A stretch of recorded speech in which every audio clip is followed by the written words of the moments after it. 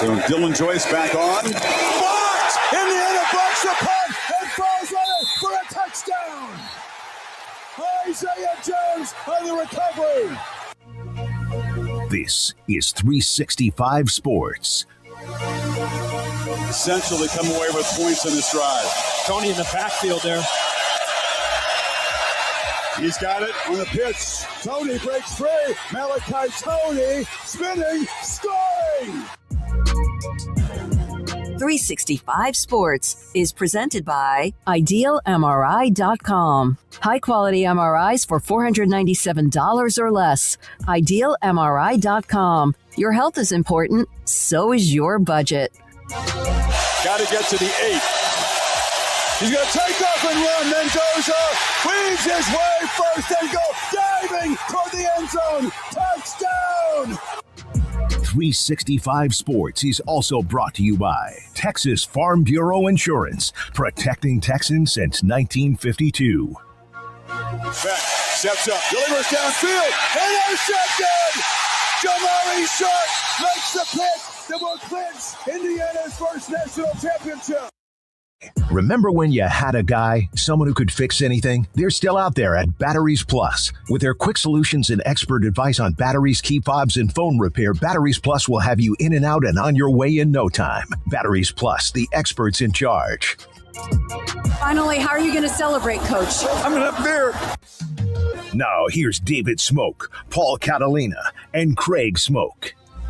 And good afternoon on this Thursday afternoon, and we appreciate your time. If you will, right off the top, there's a little like button, a little thumbs up. We'd appreciate you do that. Thank you for your time today, 365 Sports. We have a lot of guests today, and we also, as always, Craig Smoak, Paul Catalina. I'm David Smoak, and we will look forward to discussing many things, college sports, and also much more. Ralph Rousseau, Max Olson, Brett McMurphy, and more today. The Big Ten, Craig and Paul, and the SEC, they wanted bigger, better, faster, and stronger because they were bigger, better, faster, and stronger. And if you didn't believe them, they would tell you. And in a lot of cases, there's no doubt that they are. Money, wins, national titles, facilities, capacity, and all of that. So they wanted to be able to pretty much just, boom, this is how we're going to do it. And that's what they were allowed to do when it comes to the college football playoff, except, and we have discussed this, Brett McMurphy will join us at 5 on this, they cannot make up their mind. They wrestled the power away, fumbled opportunity to expand because they can't work together because of their egos. Shocking that this is a problem. Well, I mean, this is not something that is uncommon to the big business world of, you know, two companies essentially merge, and then there's a battle to see whose culture takes over. And that's some of what is at play here, and a difference of opinion on what the future of the sport should be. And this is also completely inevitable when you have everybody running in different directions in college athletics, and the two most powerful come together that haven't necessarily been running in the same direction. And they say, okay, let's do this and we'll get it done and we'll make sure that we secure our future. But then you come to find out that you really don't see eye to eye on any of it. And you're going to fight about it because you have ego and you have 18 schools in one league and 16 schools in another, all that are pressing their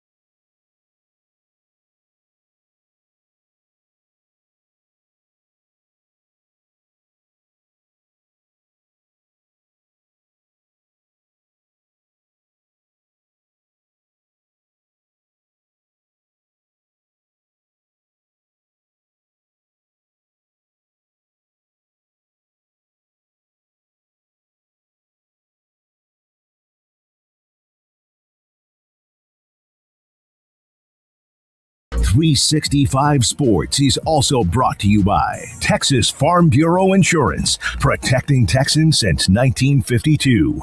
Back, steps up, delivers downfield, intercepted! Jamari Sharp makes the pick that will clinch Indiana's first national championship. Remember when you had a guy, someone who could fix anything? They're still out there at Batteries Plus. With their quick solutions and expert advice on batteries, key fobs, and phone repair, Batteries Plus will have you in and out and on your way in no time. Batteries Plus, the experts in charge. Finally, how are you going to celebrate, Coach? I'm going to have beer. Now, here's David Smoak, Paul Catalina, and Craig Smoak. And here we go again. Appreciate you. We are 365 Sports with Craig Smoak and Paul Catalina. I'm David Smoak, and we have a lot to get to today. We'll start with the topic we had going. Brett McMurphy today, who will join us at 5. Big Ten SEC demanded power to determine college football playoff format, but can't come to a decision. And basically, there's a couple of quotes in here about the fact that they got everything they wanted, but they can't get to the finish line because of egos being involved. And one quote in this article from a source, it is disgusting. Yeah, and look, they can fight back and forth and do all that they want. And this is what happens when two big corporations collide. They think they're going to make all the decisions, and they find out they're not on the same page. But and we'll get so deep into this in the next couple of minutes about it. But you've got essentially two guys driving the ship that don't, that keep turning the wheel in different directions, and that's just not going to work. Hopefully everybody out there is doing just as well as when I tried to say this to you a few minutes ago. So in case you didn't hear me, hey, what's up, chat? Hope you're doing okay today, and thanks for being a part of the show again with us. But yeah, I mean, it's no surprise that Tony Petitti and Greg Sankey don't see eye to eye. I mean, just for starters on this playoff discussion, it's the 24 versus the 16. It's the details of how all that's decided. They're pretty far apart because that is a massive difference, 16 versus 24. They have their own motivations for why they want things the way they want things, and they know that nobody else's opinion in this matters whatsoever except for theirs. And so, yeah, it's a 50-50 split, although I think if you drew a line as far as who wants the playoffs a certain way, pretty much everybody would be on the side of Greg Sankey in the SEC. I don't know how many have publicly come out. Nobody that I've seen, I may have just missed it, that's come out and said, yeah, 24 is awesome. Not even the leagues who could possibly stand to benefit from it, although even if we go to 24, it does appear that these two leagues, based on recent decisions, will find a way to still have one G1 representative in a 24-team playoff based on how they've kind of gone about their business thus far. But either way, yeah, they don't agree. But like, this is a story that's an example of something in the offseason I'm just not going to worry too much about, because let those two people and two leagues fight it out. And if we just have to sit here while the two Richie Riches argue amongst each other about how much more gold they can split, then I'll sit back and enjoy a 12-team playoff for a little while longer. I don't give a damn about the playoff expanding right now. I don't care to move it to 16 at the moment, although if we have to do it, I'd go that route. I have no desire anywhere inside of me as a college football fan to see a 24-team playoff at this very moment. But that's what the Big Ten is pushing for. So, yeah, let them continue to bounce back and forth and kick the can down the road. And they wanted to have all the power, so now they do. And now they can fight between the two of them to figure out who ends up with the last laugh when all is said and done. But, yeah, like just the way Brett phrases it, and I like Brett, but the sky's not falling. The playoff will move on regardless if they don't agree on something in the next year or not. I think for the people who maybe have a vested stake that stand to make money off this, like, yeah, you're concerned of like, oh, man, we can't get to the 16 as quickly as we want or the 24s we want. But if you're just a college football fan, I don't know why this would be of concern to you in any way really whatsoever, outside of knowing that whatever they do settle on is going to have massive ramifications for everybody. And that's the scary part, is not knowing exactly what that looks like. He will join us and discuss more of what's in this article. But the third paragraph is a quote from Rich Clark, the executive director, about it gives the management committee more time to say and agree on a current format. And Rich Clark, again, don't shoot the messenger. He's just giving a quote about why they didn't get to a decision and why it's staying at 12. And the reasoning, Brett McMurphy, how can I put this? It's bullshit that they're saying that they just need more time. Well, yeah, they need more time because otherwise they would have come up with a decision. So one of the things that's interesting here is that it continues to be where you're right, Craig. And I asked Brett this. We recorded the interview earlier that everything seems to be about everything but the game. But this is about the game. It's about the decision to who's going to play, who can play for win a national title. But there's so much that goes on that's outside of the game itself, which we're going to get to in just a second. So, like, part of this article, it says, like, they fumbled away the opportunity to expand to 16 teams. For a single year, yes. Do I feel like they fumbled away anything for me personally? No. No. Like, so what did they fumble away? Not the hopes and dreams of college football fans. Not all of these people banging down the door, clamoring for 16 teams. Nobody's doing that, really, that I can tell. So they fumbled away their own opportunity to just make more money quicker, basically, or get more and more and more as quickly as they possibly can. The only downside to this is that they don't get what they want for another year. That's really all there is. And that's why I see the headline and I see like, this is bullshit. And it's really not that big of a deal. Like, it's really not that big of a deal to people like me who are totally fine with the way things are for the most part, outside of like, yes, some legislative type of issues. But for the playoff, we had this very first year and it was pretty freaking awesome. And I think like last year, there's things you can point to and go like, well, last year, let's look at reseeding. All right, we did that. That worked out well. Now we look at it and we go, well, what can we tweak now? And now some of those tweaks can't happen without an expanded playoff, like all the first round home games and things that people would like. So I understand it from that point of view, how that would be disappointing as a fan. But like this idea that we should all be like, oh God, they can't decide. Who cares? Like, they're going to figure it out eventually. I just don't think it's for someone like me, like, oh my God, like I hope they figure this out sooner rather than later. Well, when they do, they do. That's kind of how I feel about it. Yeah, and part of the difficult part about the playoff is really the simplest thing that they have to negotiate right now, isn't it? Whether it's 16, 25, whatever, that's the simplest thing. Well, it's the one that they have actual control over. They have no control over a lot of the legal stuff. Yeah. So things that they can actually dictate and control, that's just those two, literally two people can decide, although they have the input from their presidents and commissioners and everything. This is pretty simple compared to most of the other things they're dealing with. But what complicates it more because of that stuff outside, and I'm not getting into this discussion, but if you were talking about two businesses merging or all of these things, you would not say, let's just say that Southwest Airlines and American Airlines decided to merge. Their big business meeting wouldn't be, what are we going to do for the next 2 years? And then we'll come back to this after. It would be a 10, 15, 20, 25-year strategy of, this is how we're going to build out this massive big company. This is how we're going to do this. And this is what the structure is going to be. But like, these are the FCC requirements and these are what airports we're going to be in.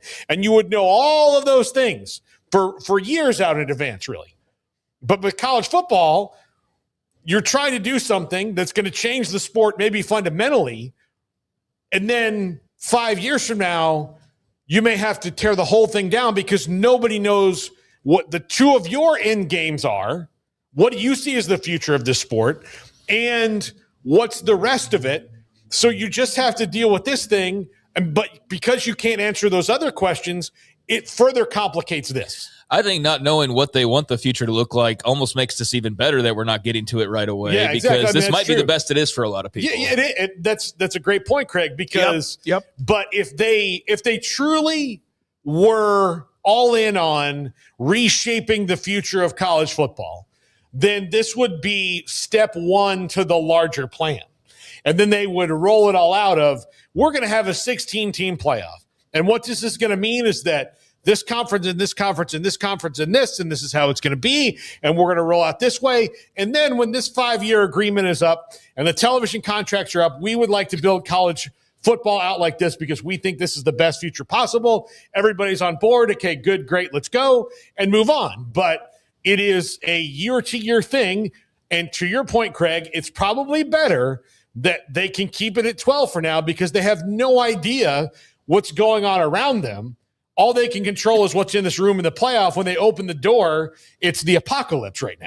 Well, I think when you open that door, they're going to always like what they see because whether they go to 24-16, they're both going to still be eating fat and happy. They don't have to worry about their next meal. I can't say the same for the Big 12. I can't say the same for the G6. I can't say the same for really the ACC. And I say really, and I only hesitate there just because Miami basically saved their entire face in the span of one playoff run. Because we all remember what the ACC was looking like before Miami made the playoff and then went and won a couple games. They look like by far the worst Power 4 conference this year.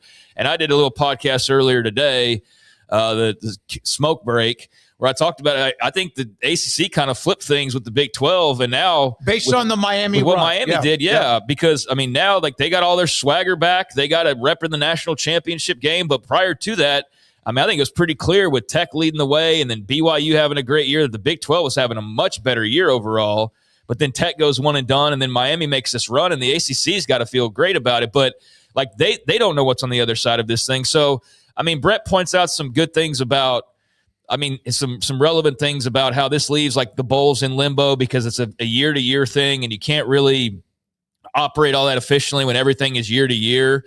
But look, that's not for us to worry about. That's for the people in charge of the Holiday Bowl to worry about. And I do feel for them to some extent. But, yeah, this is the system trying to configure itself for whatever it's going to look like on the other side of this thing. And none of us really know that except for those two guys. And, yeah, it's a power struggle because they both probably want what they want, and they aren't used to being told no. And so two guys who always get what they want, basically, have all the power and money in the world and never get told no and always get their way, are now having to do battle with one another. It's like looking in the mirror, and I'm sure there's some ego involved.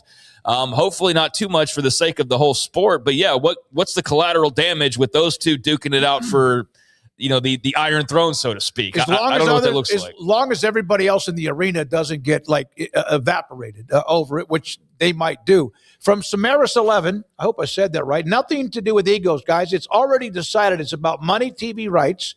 SEC won't go above 16, and the Big Ten won't go above 12 unless it goes above 16.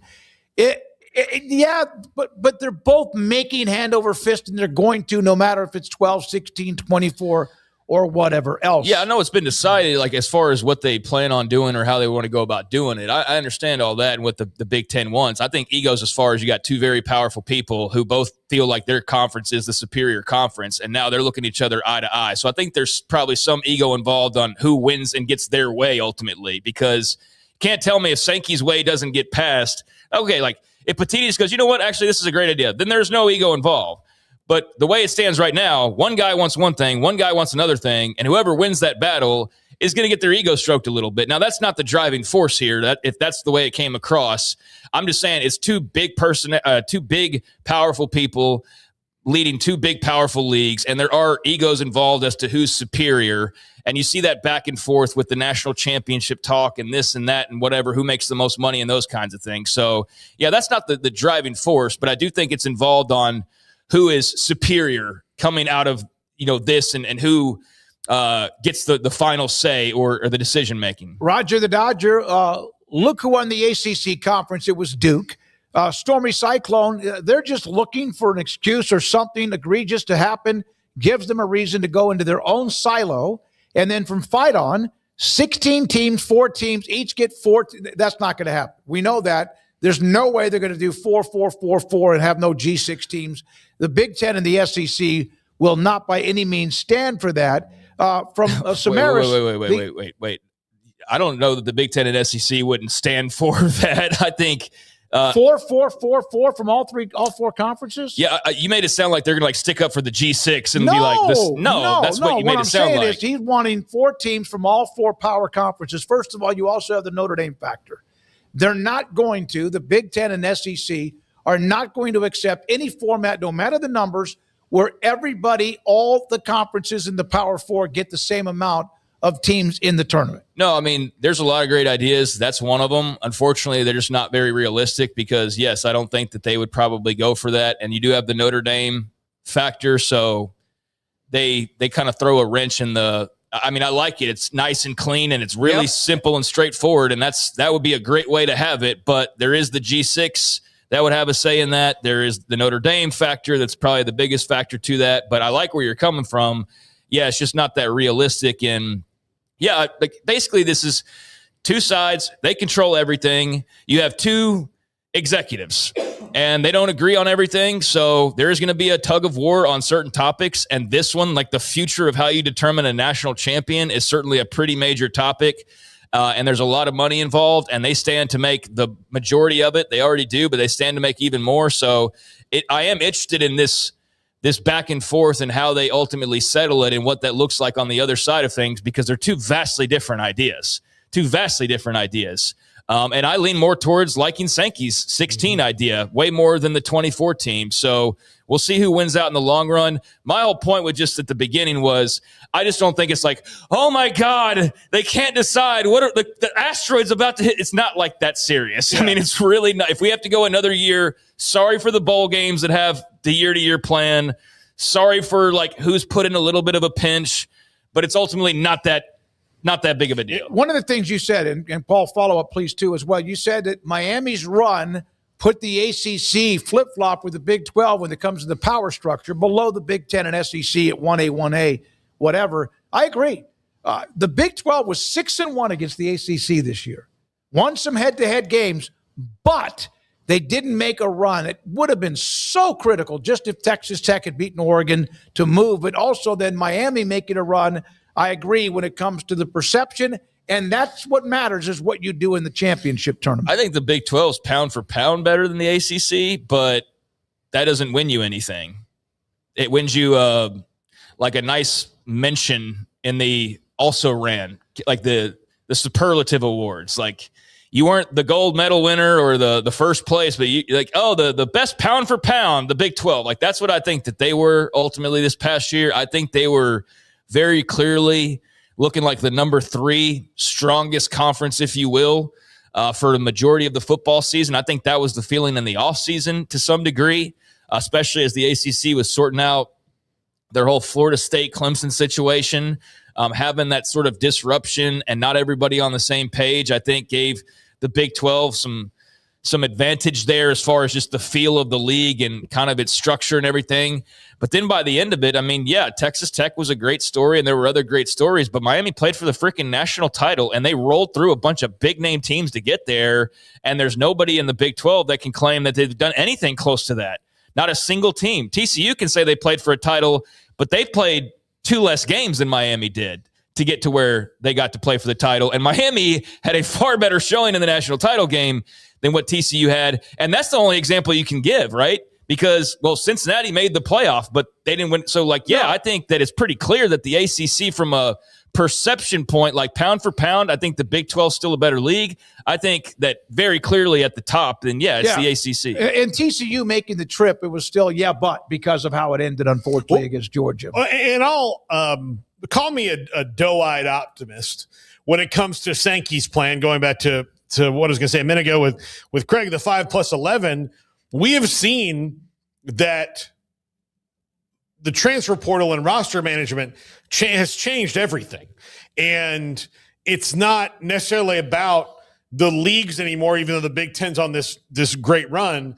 The SEC isn't running away and hiding, and the Big Ten is in better shape right now as it stands.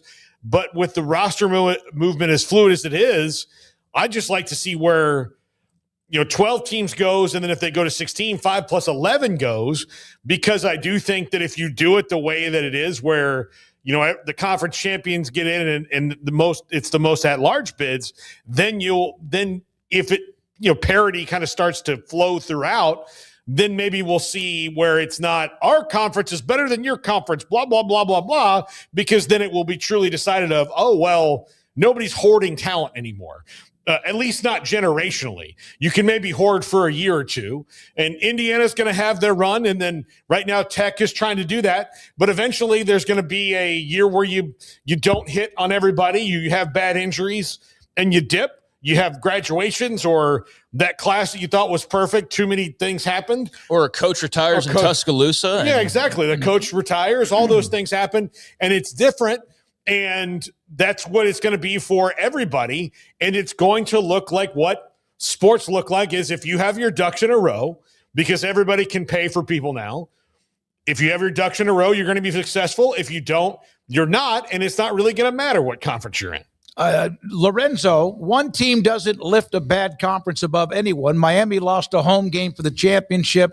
That lifted Miami, not the ACC, because Miami almost was treated in the end as if it wasn't even a part of the ACC. Yeah, I mean, that's fair. And like I'm on the record as saying like once a week that I don't care to get into the conference bragging rights things all the time. I find it tiring, but I do think that before the Miami run, I think that the ACC was looking at historically bad year. Can we all agree on that? Mm-hmm. Like historically bad across the board. Yep. And then by the time it was all said and done, no, you're right. It was still a turd of a year, really, but it got polished up real nice by the fact that by the end of it, the last thing you saw was Miami playing for a national title in a thriller of a national championship game. So I think when you look back on 2025, if you dive deep and you look at the ACC, you'll go like, wait a second. So Miami didn't even win the league, and then Duke did, and then Miami got in and they went on a run, and it maybe won't look as good. But when you look at just like what Miami did, I do think it helped the perception of the ACC overall by the end of it, that they had, okay, maybe not the best pound for pound, which is why I said pound for pound earlier, but they had one of the best fighters overall, which helped lift them to whatever degree. If you don't think it lifted them, that's fine. I'm just saying by the end of it, the ACC had a team that was standing there at number 2 and looking really good versus what they had about 7 weeks prior when they looked like an absolute S show of a league that was going to need a lot of help moving forward. Instead, Miami kind of helped them, I feel like, save face a little bit. But, yeah, I get where you're coming from, Lorenzo, and yeah, I know what you mean about not lifting all boats, but I do think Miami kind of killed that ACC sucks narrative that was out there when we were deciding if Duke was going to make the playoff or not. You remember what's most recent a lot of times, right? And in that case, they were playing for the national title and played well. A lot of great stories with that team and how they appear to be in a really good place for the future, too, and not just this year. But if the ACC is looking back going, thank God for Miami, or we'd have really been exposed, internally they need to kind of all gather around and say, okay, how can we all, I would not bet the farm on their future versus the Big 12 still. So, I'm not saying that. I'm not saying that they're like now they're airtight and they have no holes and I still feel like they are at much more danger of being poached. They're at the front of the list of any realignment. Mm-hmm. Like if anything happens in the next 5 years, which some people think that it does, some people think that it'll be in the next maybe 2 or 3 years. I mean, whatever your opinion is on it, they're at the very front of the line, and Miami's a big reason why, and so is Florida State, and so is Clemson, and we've gone over all that, and I'm sure we'll talk plenty about that to some degree in this offseason as well. It was a great run by Miami, that's for sure. You can take that however you want to take that. I just think it at least took the taste out of the mouth of, wow, this conference had a really, really bad year. But if I'm banking on the future, I don't feel like they're stable at all. I don't feel like they're all on the same page suddenly and they're singing Kumbaya. Yeah, by no means. I would still take the Big 12, but a lot of that also has to do with the fact that, there's just not the same brand for brand maybe once from those who might be looking to shop here in the near future. I would still bet, and this was all due respect to the Big 12, that what Clemson and what they have and what they will do, and eventually will Florida State get their act together along with others in the ACC. But, okay, so, again, that interview with Brett will be today at 5. I want to go over – yeah. I just wanted to make a comment on what you just said. Brandon Marcello was on with us on Tuesday. Yeah. Monday or Tuesday this week, and he was really great. And one of the things he said was, you look at all these different programs and you start, is this one good at it or that one good at it? He used FSU as the example of Mike Norvell he thought the best at the transfer portal, where Mike Norvell was just using it more than everybody else at the beginning, and then everybody else started doing it. It found out that he was just able to shop at the store before everybody else was in there. And so he got a lot of good things. And I think as you see things move on, you'll see teams pop up and have good strategy and not. And that's also going to maybe throw a wrench in which conference is better, because you could be a good team that just doesn't have, or a powerful team that doesn't have good strategy for a decade. And what does that mean for anything else? it's not about your conference. It's about you. It's a lot easier to flip the switch now than it was perhaps before, unless you had just an alpha, amazing, incredible, like the Vince Young type quarterback. Not that flipped the switch for Texas, but it did put them at a different level. It's easier to turn it around now because of the portal if you hit it, and in combination with also what you do with your other roster spots. A couple of videos to get to. You have another comment? The Senior Bowl practices continue. And how about this? Jacob Rodriguez. He's on the left side of this video. Do you have that, Brandon? Here's Jacob Rodriguez on the left side.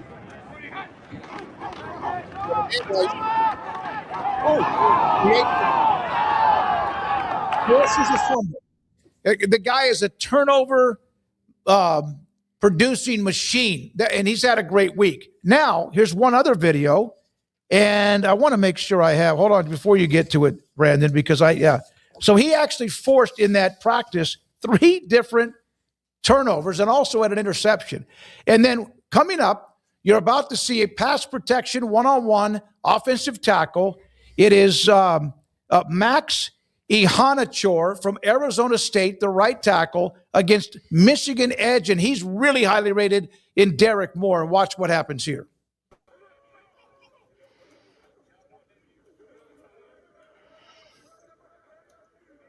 A little frustration. Well, there you go. But this young man from Arizona State has basically raw when it comes to football. Derek Moore's a hell of a player. Look at the comment from Kenny Dillingham when he was at practice and saw this video of the young, talented right tackle. Didn't play football in high school, went JUCO, was new to the game, worked his butt off.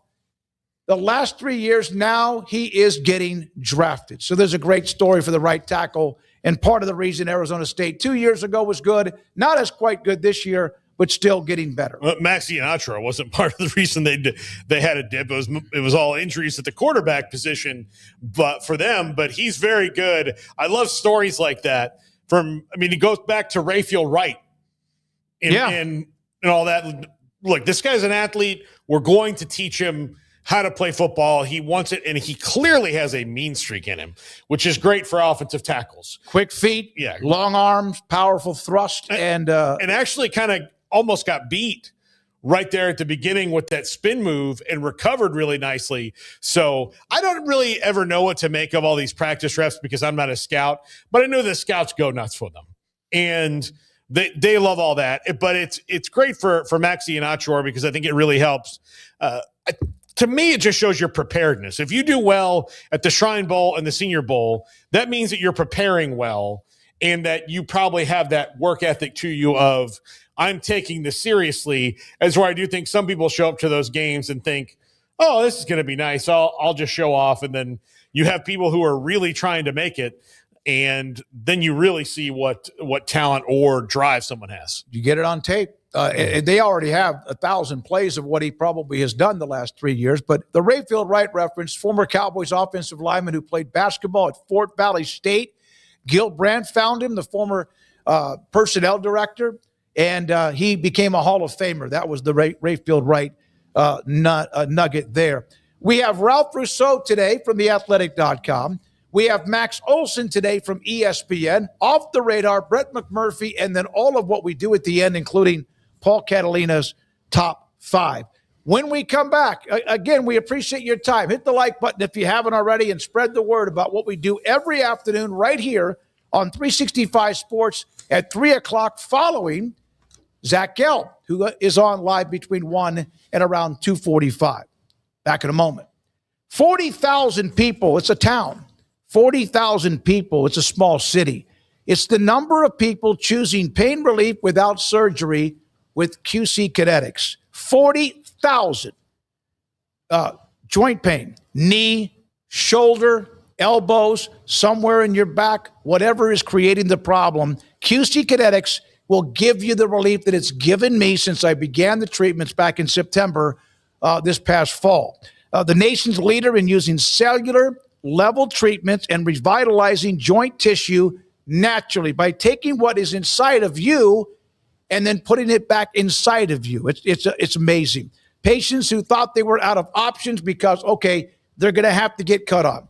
they're going to have surgery. And instead, now moving better, hurting less, feeling better, and getting their lives back. I said this the other day. I was on the treadmill, and a guy that works out at the gym, he said, how's your hip lately? And I realized I hadn't felt anything, where I couldn't do much at all, even when I got out of bed in the morning. The truth, the surgery is not always the answer.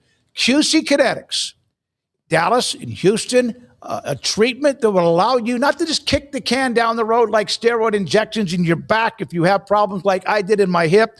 Safe, natural, healing power from your own natural, what is inside your body, non-surgical, zero downtime. Believe me, it's working, and thank goodness it is at QCkinetics.com. My go-to guy. Can you fix my smartphone? Yes. Do you have car batteries? Yeah. What about golf cart batteries? Of course. Battery from a G-Fob? Absolutely. My boat? Huge variety. Toy boat? Sure. Motorcycles? You bet. My apartment building? Whole building. Do you have batteries for my party lights? Yeah. Batteries Plus, the experts in charge. Save big during the Start Something New sales event at Allen Samuels Dodge Chrysler Jeep Ram in Waco. Drive a new Ram 1500 Lone Star Crew Cab with $13,000 off, or choose 0% financing. Get a new Laramie Crew Cab 4-wheel drive with 3.9% financing for 72 months, plus $15,000 off MSRP. Explore in a new Jeep Grand Cherokee Laredo, starting at $31,990. Happening now at Allen Samuels. Come by. Let's be friends.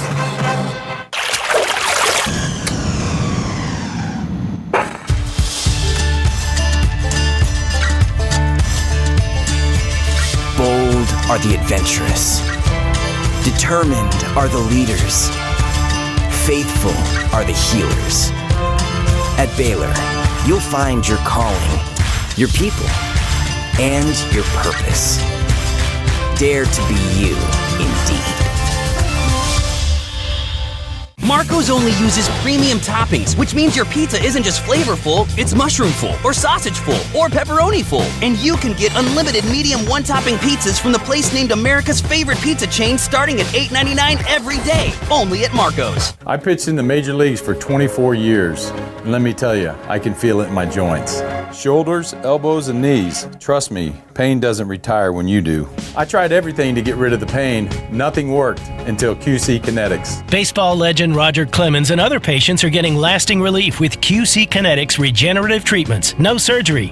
I trust QC Kinetics. You should too. Let's commit to getting rid of all the pain. Schedule your free consultation today. QC Kinetics. Better starts here. You got batteries for my side-by-side? Yes. Replace my flashlight? Sure thing. What about my business? Oh, good one. 100%. Batteries for my fleet of trucks? Gas floor scrubbers? Yes, and fire panels. We have pallets of batteries. Well, what about... As your go-to guy, if it needs a battery, we have it. Well, that's all you had to say. Could have led with that. Batteries Plus, the experts in charge. This is 365 Sports.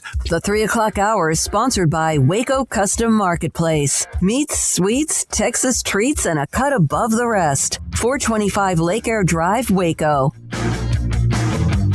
365 Sports. Appreciate your time. We'll take you all the way to sometime in that 5 o'clock hour. By the way, we'll have some new news on that 365 Sports overtime show. Andrew's been working on something that will make everything a lot better and more focused, and we'll give you that at some point today. Here's an interesting note. This also came from Brett McMurphy. Power 4 teams playing 11 Power 4 games in 2026. How many would you think that there will be out of 100 and, well, no, there's 65 Power 4 teams? 65. How many of those 65 are playing 11 games against the Power 4 out of 65? No earthly idea. 3. Now you're 5. 5, Boston College, Colorado, Georgia Tech, Louisville, and Purdue. And there's a lot of teams that play 9. Well, they got to kind of get that together. The SEC and others are eventually going to now add that extra conference game. I think they have to even out that Power 4 overall, how many teams you play. But Indiana was able to do that and win it all. But they were beating some great teams along the way. We're now joined by Ralph Rousseau, theathletic.com. Ralph? No? Oh, you just popped out? Okay. All right.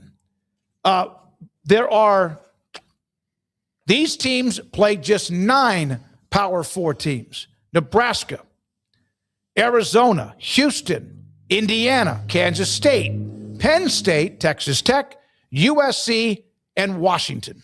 So just the 9 conference games, that would be, right?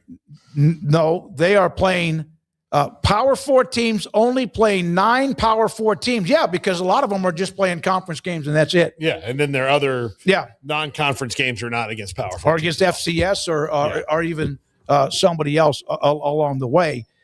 So I thought it would be a lot more on the playing the Power 4 teams, and that's got to be settled in at some point. But teams do whatever they want when it comes to the non-conference. Well, I don't think the Big Ten at any time soon is going to make their teams play a power conference game. I think that their leaders don't really think that is necessary right now. Oh, what was it? Nebraska that dropped the game against Tennessee, which I didn't like at all. That bothered me quite a bit. We're now joined by Ralph Rousseau, theathletic.com. Ralph, thank you very much for your time.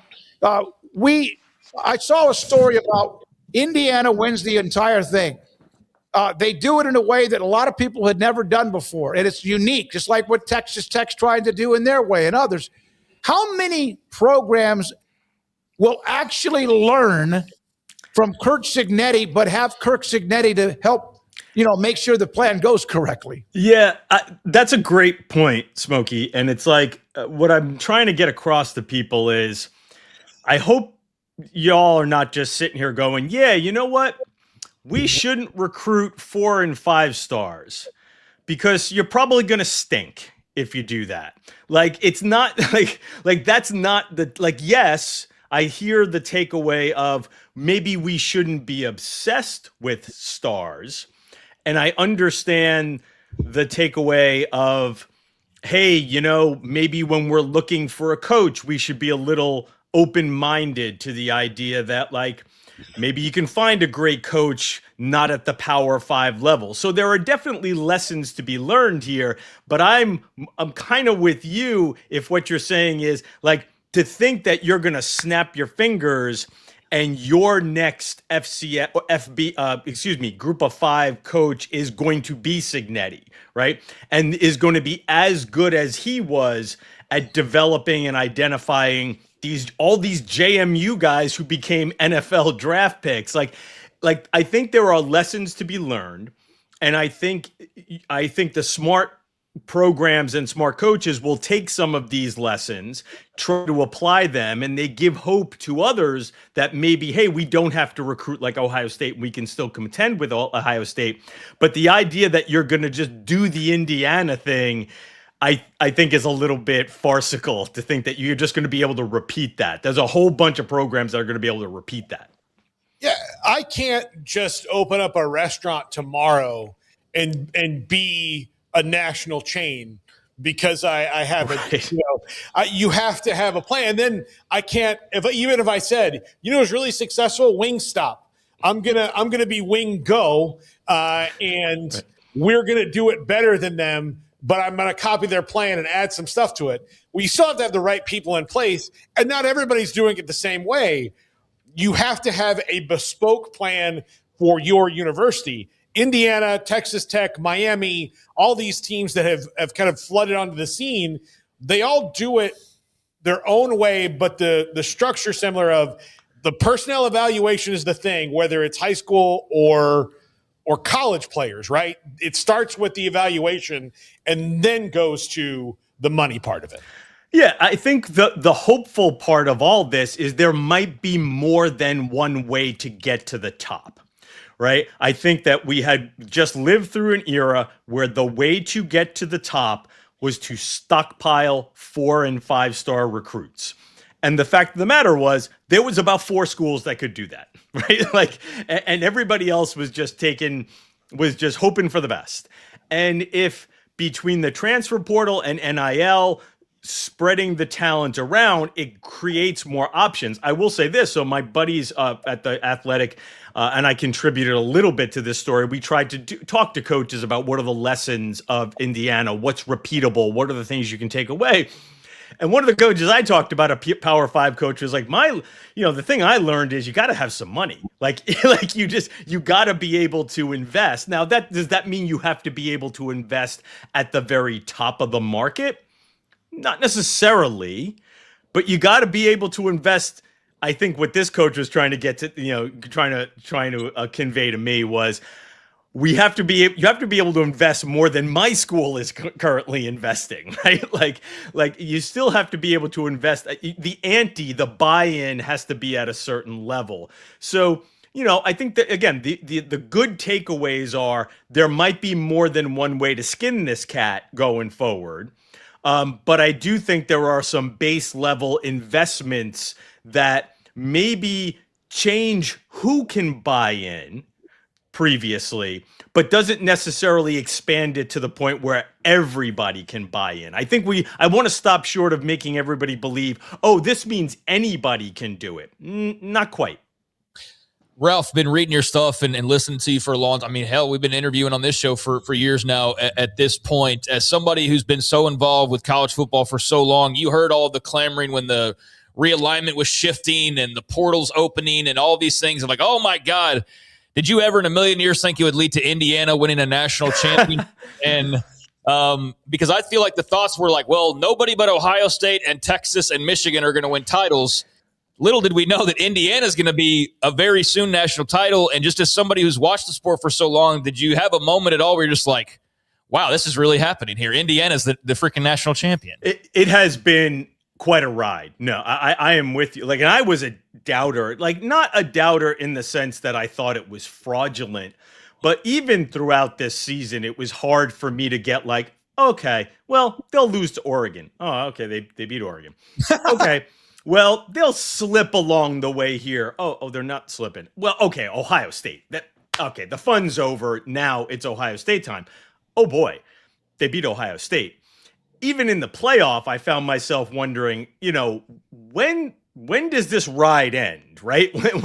When does this all like, okay, it's been fun, but like you can all go home now, and it never got there. So it's been amazing. I find it to be maybe the greatest story in the history of college football. I think it's one of the greatest rags to riches story in the history of sports. I like that sounds like hyperbole, but in 2 years, they went from a laughingstock program that could never win, historically has never won a damn thing, to the top of the sport. Like there really is there's nothing else like this. This is unprecedented. So no, I'm with you. But it also is cool in that it's an example of the weird spot we are in college football, where all the craziness off the field, NIL, transfer portal, there are no rules.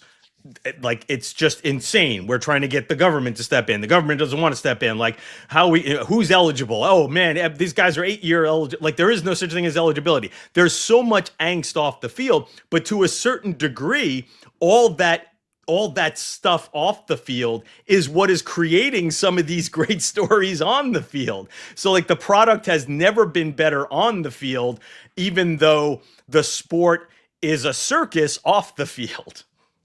How much has it affected you? And like, for example, there was a national championship game a week and a half ago, and it's over. And yeah, then would normally have National Signing Day next Wednesday, and some coach. Wait, what? That's even happening anymore? I don't like what? Who? What? National Signing Day? Imagine that. It's like, oh, by the way, it's Wednesday. Yeah. My question: how much has your job in the off season now changed because there is no off season, because there's so many stories even outside of the games? Yeah, and that's it. There really is no off season. It's become a 24/7, 365 sport, which, by the way, not bad. Pays the bills. I can't complain, right? Like I'm never I am less likely to be phased out, right? I always tell my wife, you should be very happy that I didn't grow up loving hockey. I would have far less stability. Like nothing wrong with hockey. Hockey's great, but like football and college football, like that gives me some job stability here because it is now a 365-day-a-year sport. Now, are there days when I wake up in the off season and go, man, what happened to the offseason? Sure.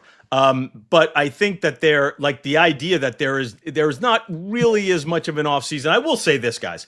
So we're not facing imminent realignment, right? I think we're probably 2-3 years off from getting that, merry-go-round going again. They finally figured out the playoff, which was the thing that kept me busy last week, right? I mean, again, the season's over, but we waited 3 more days to figure out that we're not going to change the playoff, so that kept me a little busy. And everybody's suing everybody else, so that keeps you busy, figuring out where the next lawsuit's coming from. At least the portal is done, right? Like we closed the portal, and for the most part, that's taken care of. So comparatively to some of the recent off seasons where there was less certainty around the playoff, where there was less certainty around realignment and some of these other issues, this is a I think we're heading into more of a calmer off season. I'm knocking wood as I say that. Yeah. But no, it's a year-round sport, and it actually, if they could figure out their off season a little better, move some things around, maybe make signing day fully in February and get it out of December like it had been. And if they could take the portal and have free agency after the season, all of a sudden it starts looking a little bit like the NFL, where you're giving your fans something to chew on and some news to cover at different times of the year, right? That's the magic of the NFL is every few weeks there's, now we're in combine season and now we're in draft season, and then they're going to release the schedule and they're going to make believe that that's news too. Like you could do something more similar in college football if you could get your off season figured out. Ralph, do you think in the playoff stalemate between Sankey and Petitti that there is a detail that either one of them are looking for that would unify them in their approach? I don't, not right now. I think the strategy, I think the way the Big Ten might be thinking of this is next season, everybody plays 9 conference games. The SEC, the ACC, but especially the SEC. Let's face it. Like the SEC playing 9 conference games is a real difference there. And I think for the Big Ten, I think a couple of things. I think acquiescing to the SEC and saying, okay, we'll go to 16. You don't have to give us anything. No assurances that we'll move to 24. No, but we're just going to go. They understood that they were relinquishing a lot of power and basically giving the SEC what they wanted and not really getting anything tangible in return. But I also think that letting the SEC go through a season while we're playing 9 conference games, and all of a sudden there's a bunch of SEC teams that would have won 10 games, now they're only winning 9. And some that were going to win 9, and now they won 8. Like let them marinate in that for a year. I do think there's some Big Ten folks who would look at that and say, let's see what that feels like for you. And if there's a few more of your constituents, Greg, who come out of that experience going, I don't even know if 16's enough here. Like if I'm sitting here playing 9 conference games and I'm going 8-4, I got no chance. So I think just seeing how the playoff plays out when all the conferences are playing 9 conference games in a 12-team format, I believe that was to the Big Ten's advantage and one of the reasons why they decided to go status quo. Ralph, final thing for you, and on this topic, we were talking a bit earlier about sort of the way it's being sort of framed is like this lines in the sand, and it's the North versus the South. Like it's this war that's brewing, right? How much do you think egos are involved, or am I overplaying thinking that Petitti and Sankey would let their egos get involved in a power struggle like this? Well, so no, I think there definitely are some egos involved here. Now, I do think Greg and Tony get along on a sort of a very, hey, I don't mind hanging out with you kind of level. And I think they do see eye to eye on certain things. But you can't not have egos play out here. I mean, part of the reason why the SEC pivoted away from the automatic qualifiers, right? There was a lot of talk about that during the summer and spring, was because the SEC, within the SEC went, wait a second, Big Ten, you why are you putting us on the same level? Like we want to work together with you, but we're better than you, right? That was ego. That was the SEC saying, no. We're not the same here. We deserve a little more, if anything else. And of course, it's the Big Ten saying, well, we won all the championships now. So of course there are egos involved. Again, like I don't think it's a personal thing back and forth between Petiti and Sankey, but these two conferences are vying for, king of the hill in college football. And right now, one has a little bit of an upper hand in terms of winning championships on the field. And the other one has an upper hand in terms of television ratings and things along those lines. So yes, I do think that they're both looking at each other, kind of trying to elbow each other a little bit on the top of the hill. And yes, we'll work together. We're peers, but, we're here, you're here. By the way, to close it out with this, Ralph, on September 3rd of 2023, you have this pinned at the top of your Twitter feed. Time to bust this out. The reason why college football is so great is because there are times when all involved have no idea what they are doing. And nothing has changed since you tweeted that out in September of 2023. Nothing. Dude, it pays the bills, though. It pays the bills. Well, the dysfunction pays the bills. Thank you. It does. The content that during times that otherwise maybe, I don't know, we would do too many of those polls, graphics, and way too early, which we're going to bring that up. Thank you, Ralph Rousseau with theathletic.com. We've known him for quite some time. Max Olson, ESPN, is next. This is 365 Sports. Marco's Pizza. Pizza lovers get it. Bob Mock owns 5 locations in the Waco area, has been in the pizza profession from the time that he was a driver delivering pizzas to maybe you. I did that when I was in high school, my senior year, and even for a couple of years after that to make a little living during the summer to take back to college. And yeah, it was kind of fun. I also then eventually got inside the store and started to help make the pizzas, the pies as they called them, and then eventually helped as well with understanding the business part of it, food costs that are a critical part of any restaurant. But Bob's been a part of all those levels and now owns 5 locations. Fastest growing pizza brand in America, Marco's Pizza. Pizza lovers get it.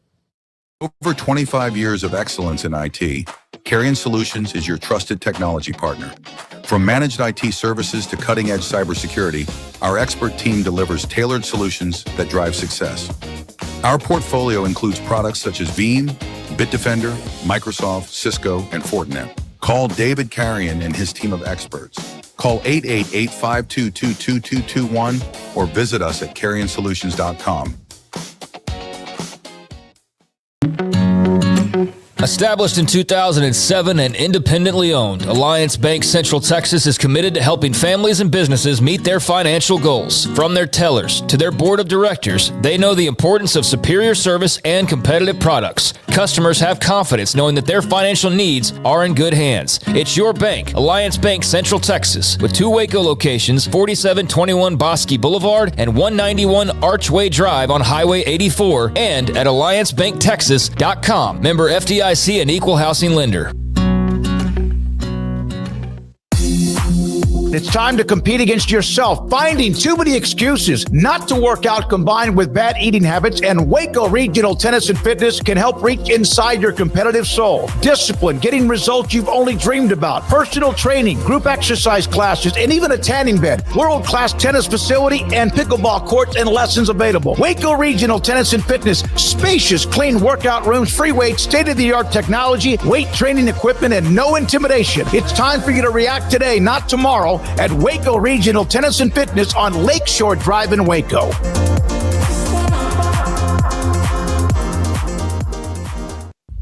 At BK Ford, we step onto the field every day for our customers.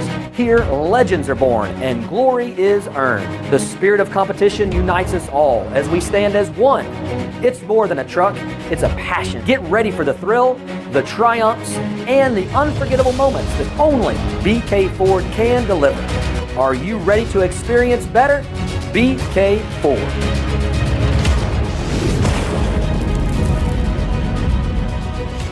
Hello, I'm Camille Johnson with Camille Johnson Realtors. We specialize in selling residential real estate agent all across our community, and we love serving all types of families. We have been in business at Camille Johnson Realtors for almost 9 years, and I have been a residential real estate agent for almost 40 years. And we love our partnership with 365. So thank you for partnering with me, and thank you so much to all of my clients who have made our company a success.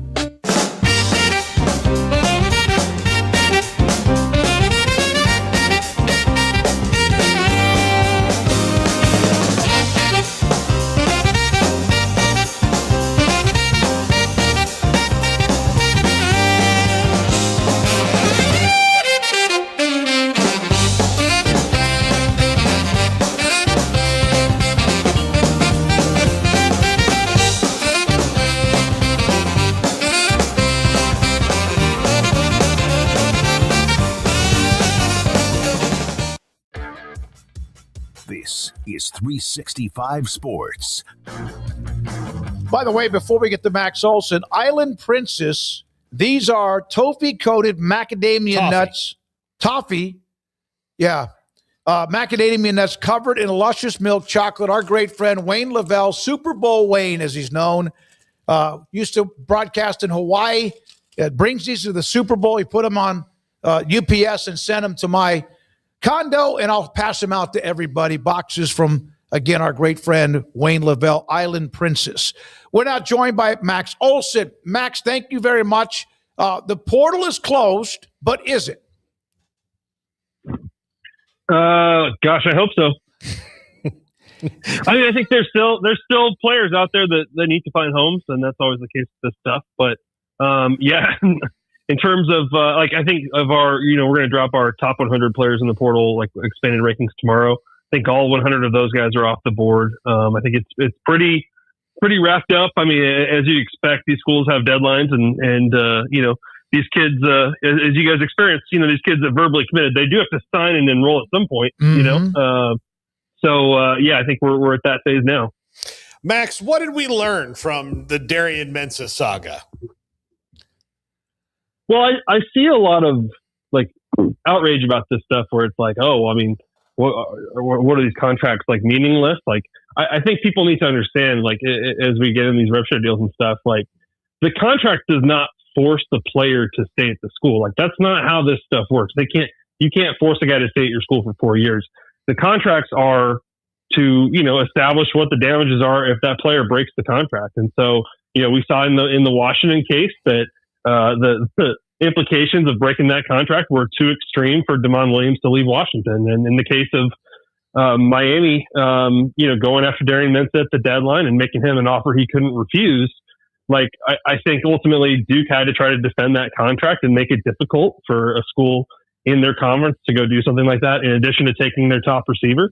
And ultimately, there's not a way to resolve that where Darian Mensah is coming back to Duke. Darian Mensah can go transfer to, he can go to Miami eventually, right? And so I think the resolution there was that, Duke was going to have to get some money to settle this and to, give up the NIL rights. And so that was how that played out. The resolution was going to be a settlement, and Duke needed to get some money back from the Darian Mensah deal to let him go to Miami.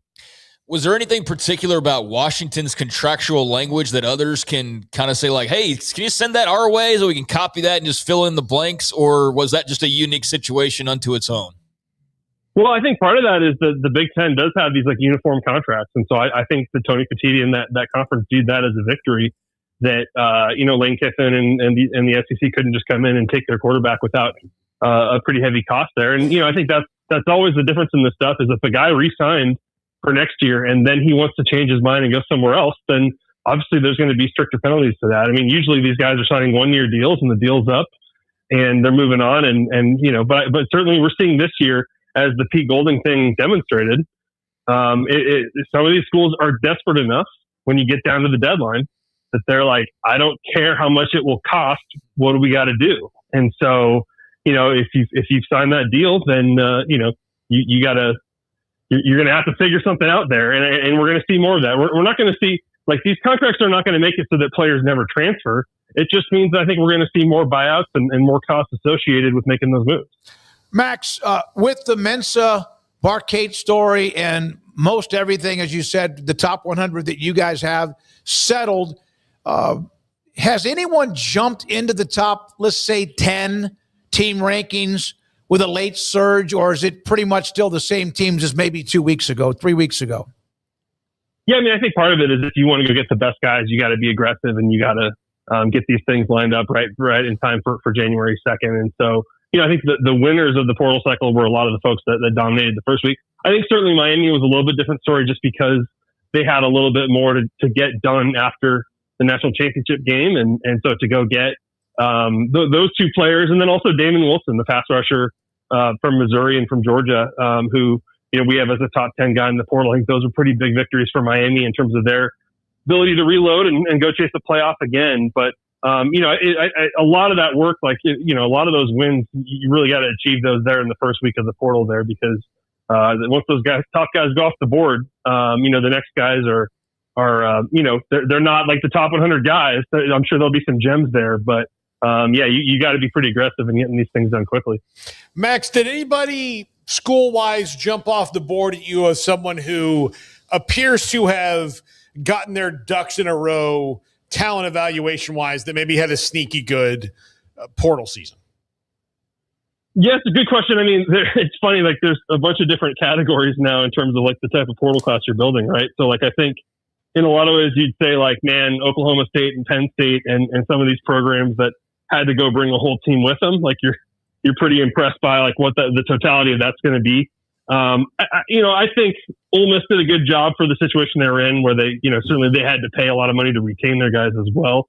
I think, Texas Tech, as you'd expect. I think Indiana, really impressive, just the players that they brought in to reload and to go chase another national championship. And not just Josh Hoover, but really going out and being able to get the priority guys at wide receiver with Nick Marsh or Turbo Richard, the running back, or Toby Osunsami from Kansas State. Like they got some, AJ Harris from Penn State. They've got some really premium dudes in the portal to reload. And I think another one that impressed me, and it's hard to do, and when you're going into a year one and you're coaching the playoff, but man, I thought Cal and Kentucky did a pretty killer job, and with those guys coming in from Oregon and trying to put those things together while still coaching deep into the playoffs there.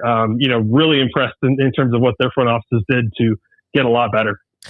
Max, we've been wondering when a coach might actually name names, and you mentioned Pete Golding a couple minutes ago. Dabo goes absolutely scorched earth last week and leaves no stone unturned, basically. I mean, he brought receipts, all of it. What was your reaction to the first coach that we've really seen go out there and just say what's what, and what is kind of the reaction that you've received? Is this going to put off anybody, or is this just it was a blip on the radar and business as usual?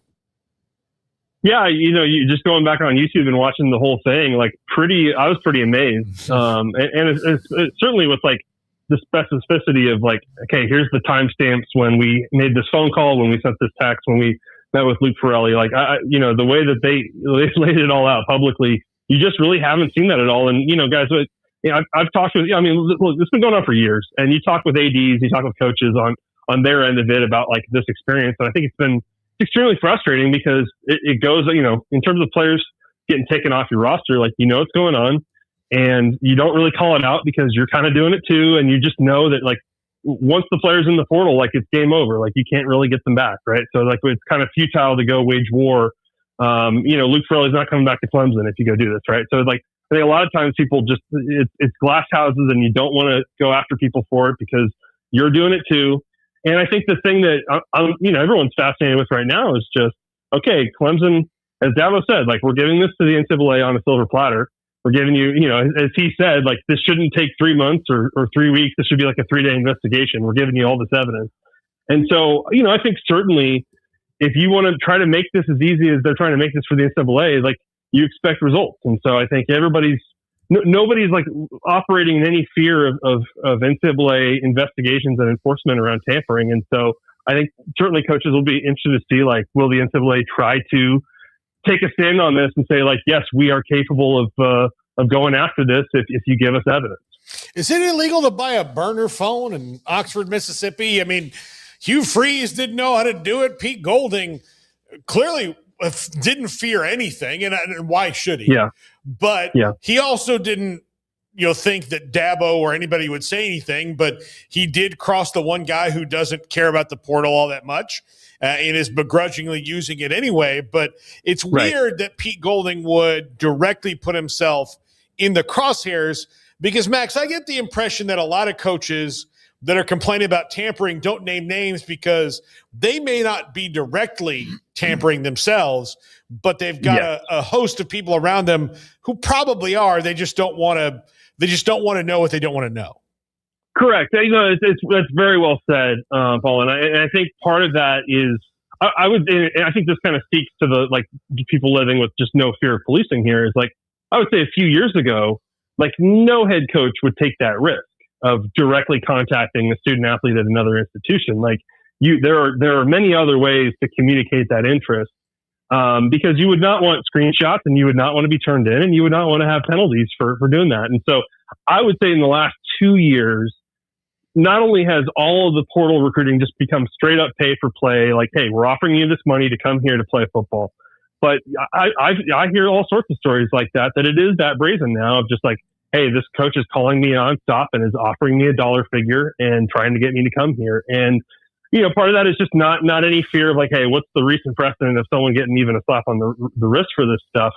But also we're in a time right now where you don't have to call Luke Ferrelli to get him to come to your school. I think all the tampering that is generally going on through agents. And so I think people generally feel pretty safe about that we're going to talk with this agent during the season and through December and through January about lining up a deal and getting them on our campus, all that kind of stuff.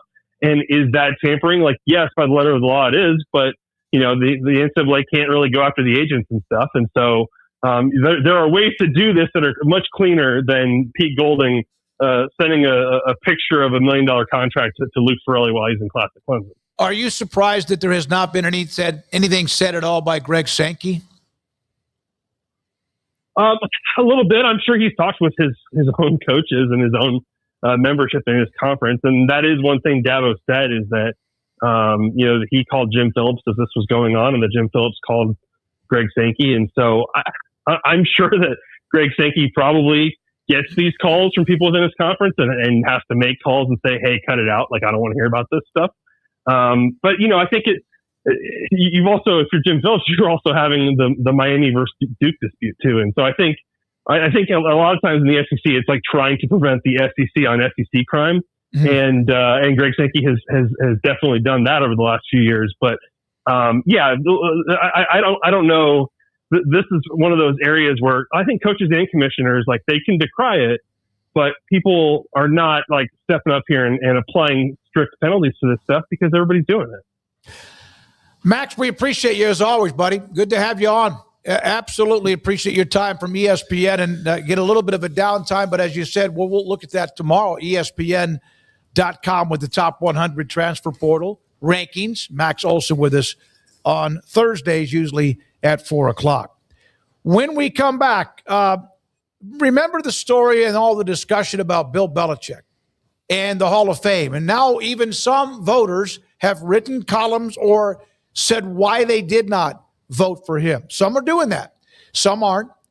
But one note about what a lot of people have said about Bill Belichick and what may have come back to haunt him was the Spygate, etc. There's a note from a conversation Roger Goodell, the commissioner, and has been for a long time, and Mike Shanahan, who's up for the Hall of Fame, maybe at some point soon. They have to wait another year because Belichick's out, still in, or at least on the ballot, is what he learned from trying to get information from another coach in the NFL about spying, stealing signs, etc. We'll have that for you and more. And this is 365 Sports. The Baylor Alumni Group with Doug Furch and also Paul Thorpe, they travel wherever Baylor may travel. So if you're a Baylor alum and maybe you're not in the Waco area, but Houston or Dallas or even further, maybe even perhaps in Birmingham or up north in up northwest in Denver, and you want to be a part of something that they're doing and want to keep up with them, go to Facebook and go to Baylor.edu fan engagement. They will travel. Now, I don't think the men's basketball team is going to be playing in a tournament in March. The Big 12 tournament, maybe for one and done. The women are playing pretty well. So if you want to start looking ahead to Kansas City, they'll be there. And they'll be there with all of what you want as a Baylor alum, donor, and or fan inside wherever the team hotel has going to be in KC. And then across anywhere else. They do that. They do that for football games, home and away. And so if you want to know more about what they're doing, you can get on Facebook and go to Baylor Fan Engagement and look for Doug Furch and Paul Thorpe.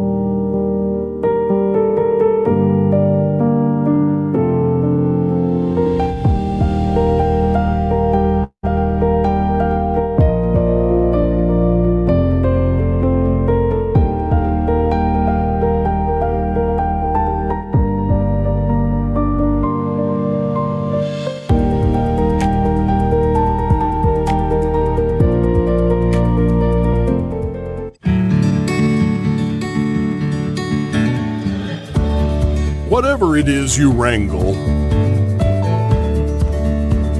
whatever seeds you sow, no matter what you nurture or what you choose to grow, at Texas Farm Bureau Insurance, we're proud to protect all Texans. When you play hard, sometimes you fall hard. Sports injuries require special treatment.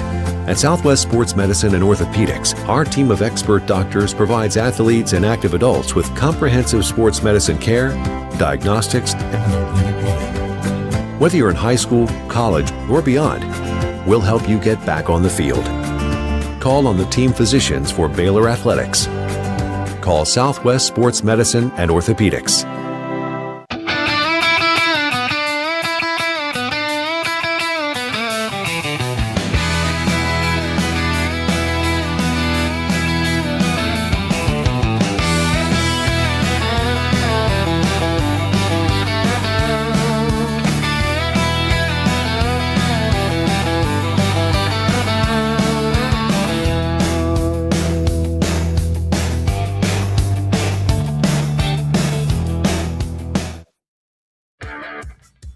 This is 365 Sports.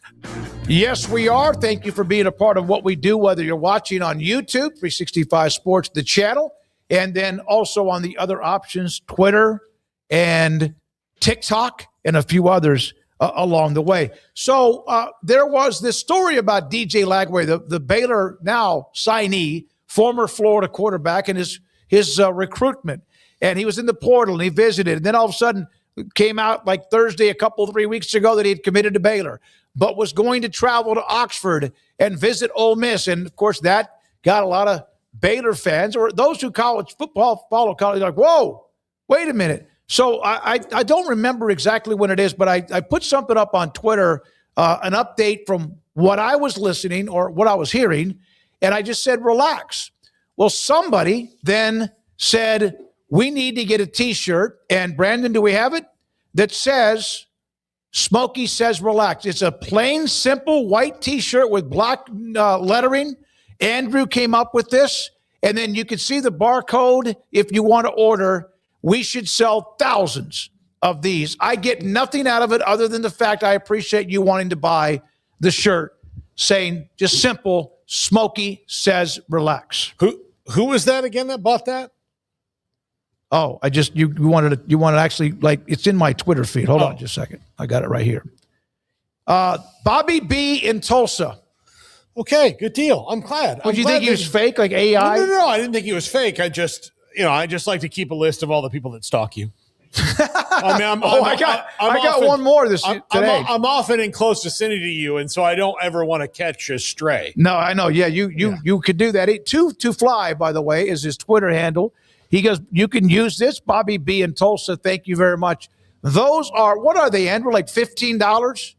I bought one, and it's pretty nice. I kind of feel weird wearing it when it says that, but thank you to Bobby B for buying that on what is a pretty nice little chunk now of merchandise with 365 Sports and also the Rogue Media Network. So, Bill Belichick, the news comes down. He's not going to be in the Hall of Fame. There's all this outrage, people upset. Now some of the voters are saying why they did not vote for him.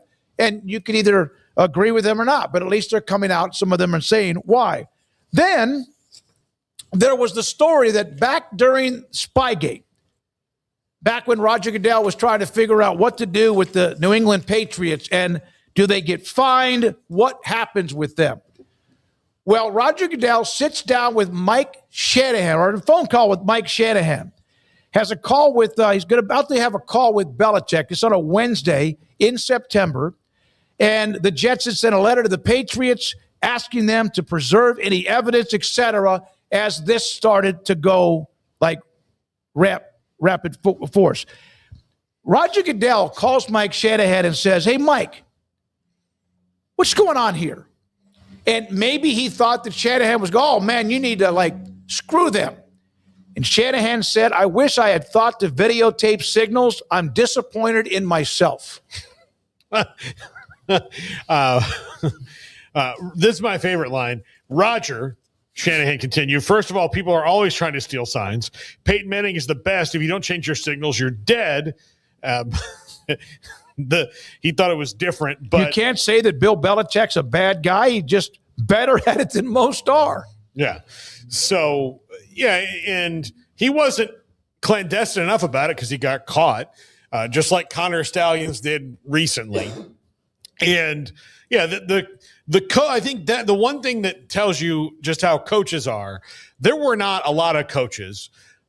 Eric Mangini was mad because he used to work with Bill Belichick, and I think he felt betrayed, but he should have known that, knowing that Bill Belichick doesn't really have friends like the rest of us do.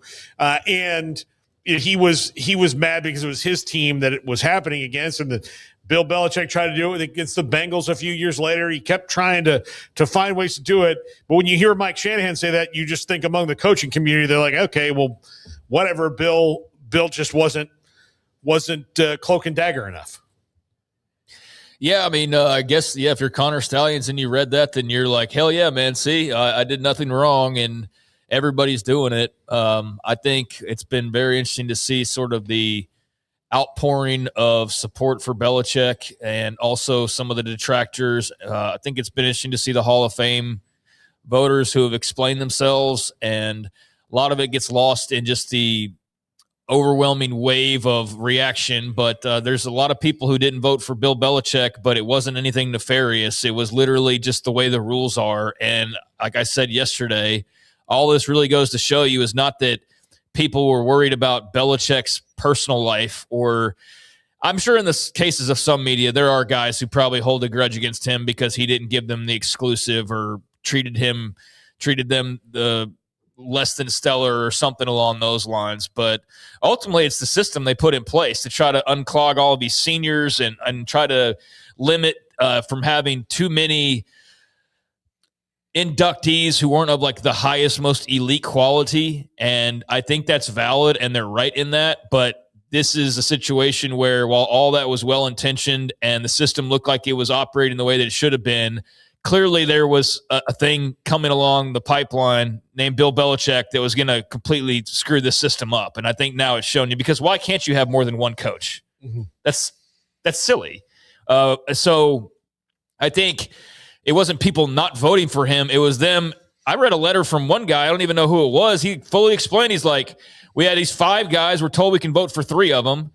And there's 3 guys who haven't been in for 45 years. And I'm like, well, if I don't vote for them now, they're never getting in. And they're just the tip of the iceberg when it comes to all of the seniors that they still haven't. Like, they put in like 2,000 seniors in the last 10 years, and there's still like 5,000 of them they haven't gotten through. Yeah. So his whole thing was, well, it was not anti-Belichick. It was just he's gonna get in eventually. But these guys, if I don't vote for them now, like, I don't think they're getting in at all, and I think that they're deserving to get in. Well, that's simply a policy issue because you are limited in what you can do. Now, I understand from the NFL or the Pro Football Hall of Fame, I understand you don't want to have just every average Joe getting into the Hall of Fame and you got 25 people classes and all of that.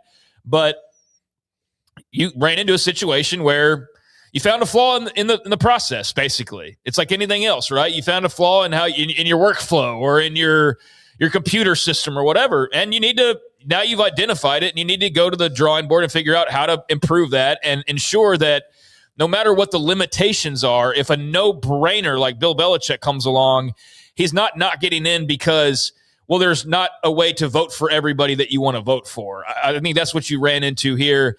And I saw somebody, God, who was it? I actually saw somebody bring up like the North Carolina situation and his girlfriend is why people, like, that's bullshit. He did not get into the Pro Football Hall of Fame because of his girlfriend and the North. That's nothing to do with anything. I'd bet my next 10 paychecks on that. Like, maybe somewhere out there, there's like one single person who's like, you know what? I think it's wrong what he's doing morally, and I'm going to not. But that's not why he didn't get in. The main reason why he didn't get in was not because of agendas.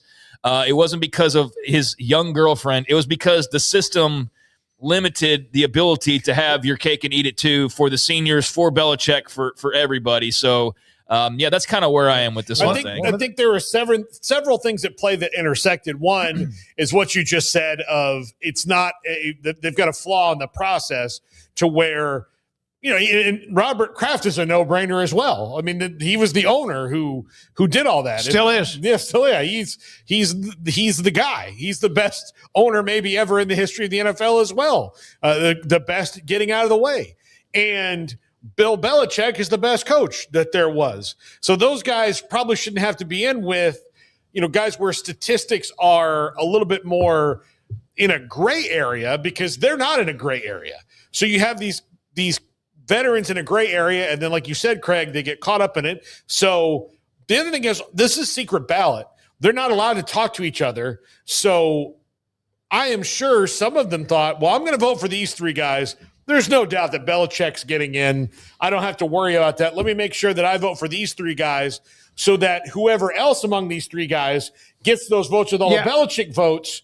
But that then becomes, I'm not going to vote for Herschel Walker or Adrian Peterson for the Heisman because they're going to play 2 or 3 more years. They'll get it. Well, yeah, and so, but you do that because you have to do that way. And then there might be one or two that just go, you know what? He's a dick. F that guy. Yeah. And then that gets caught up in these 11 people who didn't vote for Bill Belichick. But I don't think any stories of the 11 are probably the exact same. Here's another thing. There's not enough going in every year. We heard the story from Shereen Williams that even players like Dion and others say there's too many going in because at one point, let's see, in 2023, 2, 5, 7, there were 10 that went in, and it was usually about 8 or 9 or 10. It's very clear they had a couple of really big classes because they had a traffic jam. 2020 was the year they put in about 25 guys. So they suddenly went, oh crap, we have all of these guys that deserve to be in, and there's no way to like just put them all in it. Like, so you tried to put like a 20-man class. Well, that's too many. So really this is the result of not doing what should have been done over the previous decades and kind of righting some maybe wrongs in some cases.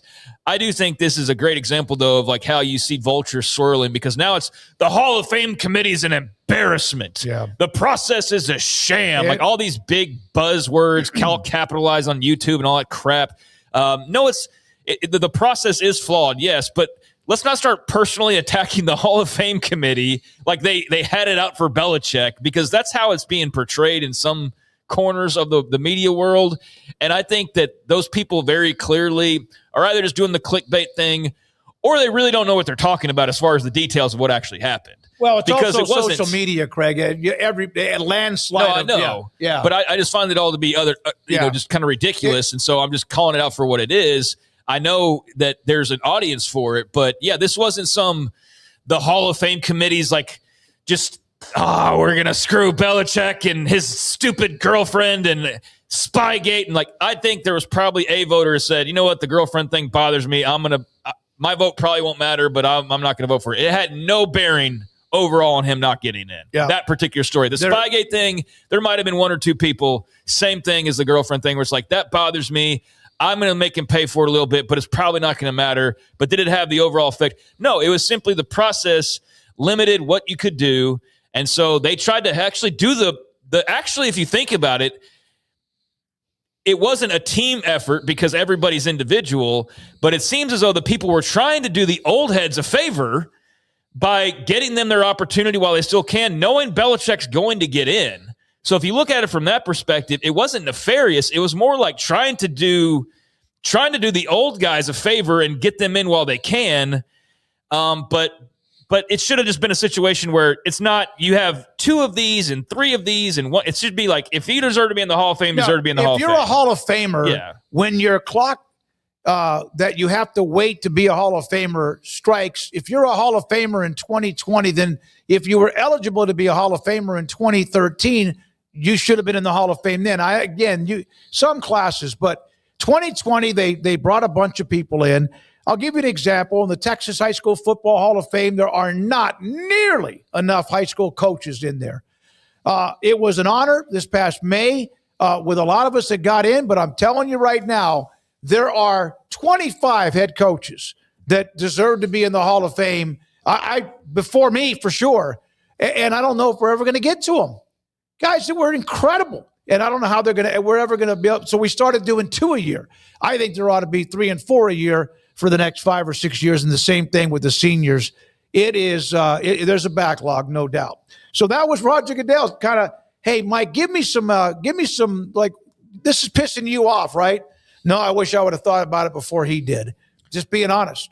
Well, I mean, Sean Payton's a guy as well. He had Bountygate going on. I mean, these coaches aren't these clean little rule-minding angels by any stretch of the imagination. I'm sure some are much better than others. But, yeah, I mean, we know in college football it's rampant. Any advantage that can be taken advantage of will be taken advantage of by somebody somewhere. And I don't doubt that the NFL guys are very similar to that. It's just that the big difference is they're far more well-policed. There's far more of a policing and actual structure in place to scare them to death. Like, hey, Pete Golding, you want to go tamper again? You're suspended for an entire year without pay. But we won't do that in college football because who's going to do that? Because the moment the NCAA tries to do that, Pete Golding sues them. Ole Miss also sues them on behalf of Pete Golding. Like the freaking city of Oxford probably sues them somehow or another.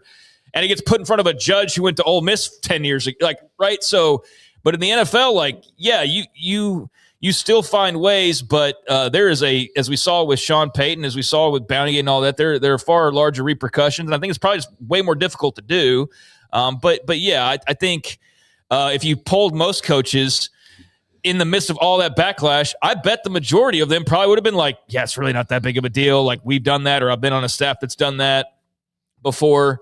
And maybe I'm wrong on that, but yeah, I know at least one person feels that way because they don't think it was Mike Shanahan doesn't think it was really a big deal at all. Somebody, a couple of chat, and then we go to off the radar. Go Black 45. To me, it's a crime that Mike Shanahan is not in the Hall of Fame. His coaching tree is just as broad as Bill Belichick's. His coaching tree is, but he now will be delayed whenever he might get in because he might be the one next up to be a part of that group. And again, as Shireen said, this is going to create, although it's created a lot of like anger and backlash or whatever, it's also created, man, we got to do this better and got to change the rules. Sometimes mistakes are good because then you learn from them and you improve it and you make it way better. And I think that's what the Hall of Fame committee will do. But yeah, we can only do one coach at a time. Well, now Mike Shanahan can't get in because Bill Belichick's got to wait because you had to get the senior committees in because you can only do one coach at a time. Well, guess what new backlog that creates? Coaches get into the Hall of Fame. So now the coaches are in a traffic jam. The players are very much in a traffic jam. You got guys waiting behind dudes who played 60 years ago that are still being filtered into this thing. So, yeah, I think this is ultimately much ado about nothing as far as there being anything nefarious. It is just simply a flaw in the process. Everyone's identified that there's a flaw in the process. Now I'm sure they'll do some study and pay some company to tell them the better way of doing this process. And it won't be perfect because it doesn't sound like there's a perfect way to do it because of the way it was done for so long created such a gluttony of candidates that you can't, do 50 people in every single class, but they are going to have to bend a little bit and go like, we can take more than one coach a year. Like this is doable. We can do that because otherwise, you're going to have Belichick waiting like 5 years to get in when it's an absolute no-brainer. Kalani, one single person not voting for Belichick for that reason is good enough for me to know that at least there are some that didn't vote for him for that reason when you were explaining some of the columns and some of the reasons why. Well, not about, he's a prick, we don't like him. Also, I think there's some conflation of the Baseball Hall of Fame and all the other Hall of Fames. The Baseball Hall of Fame has allowed agendas from the very beginning of it. Those ink-stained, bitter old men. Yeah. So my top 5 today is about this. And if you don't know some of the big first ballot Hall of Fame snubs, and these don't come from recent history with baseball, there are 2 absolutely enormous first ballot Hall of Fame snubs. So you're saying snub? Are you saying snub as in didn't get in? No, they got it. Didn't get in. Didn't get in the first. So I'll say there's snubs, but there's also with these old baseball writers, these curmudgeons. There's also a bunch of dudes, and by a bunch I mean like less than a handful, that should have been no-brainer unanimous, and somebody had to nope, Ichiro's not a Hall of Fame. Like there's that kind of BS that goes on with the Baseball Hall of Fame writers as well. Like I'm going to be the guy because Babe Ruth didn't get perfect voting, so nobody deserves perfect voting. Like that is total horse crap. No, wait till you see number 1. He had to wait till his second year, but I'm not going to reveal it now. I want you guys to see it. But the Football Hall of Fame has it pretty much a lot better than the Baseball Hall of Fame. They have flaws in their process. They identify and figure those things out a lot faster. I think that is going on right now. They also, Paul, meet during the year, and then they have that long 8 to 10 hour meeting that's on video Zoom now, where they were always on site. Where baseball, they do it from wherever they work in the computer. Yeah, so there are flaws in that process.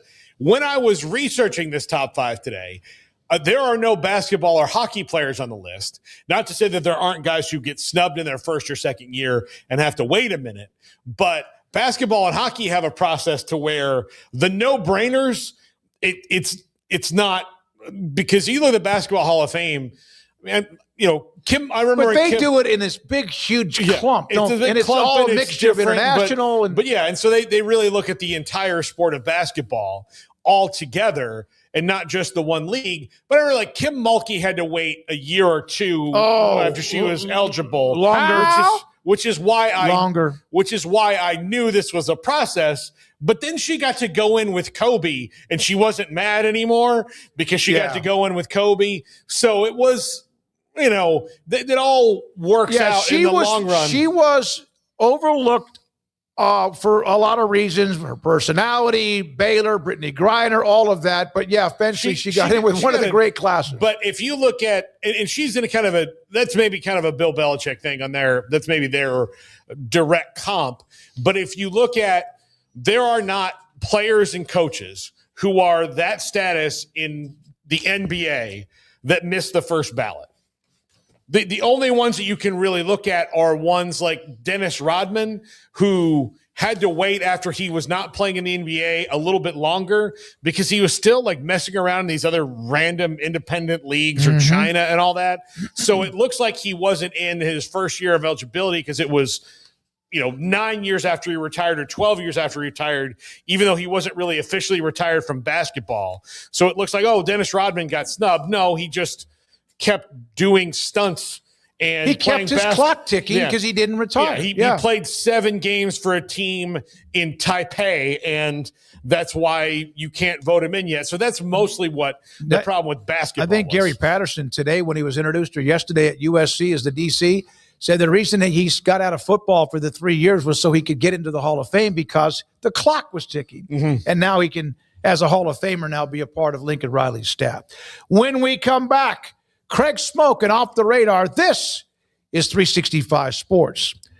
Joshua, Cheyenne, Don Humidor and Coffee Beans in the Town West Shopping Center between Richland Drive and Valley Mills in Waco. What a great place. 48-foot walk-in humidor with dozens of brands of cigars and two mega names like Padron or Cohiba, or it's Rocky Patel or Romeo and Julieta or Ashton. They're inside of what they have, that humidor. And I'll go in there. Sometimes I'll say, I want that box. And I get some emails from those cigar companies that, hey, buy one, get 30% off. I've done that a little bit, but I like to go in there and get 8 or 10, and all of them Churchill Lane cigars.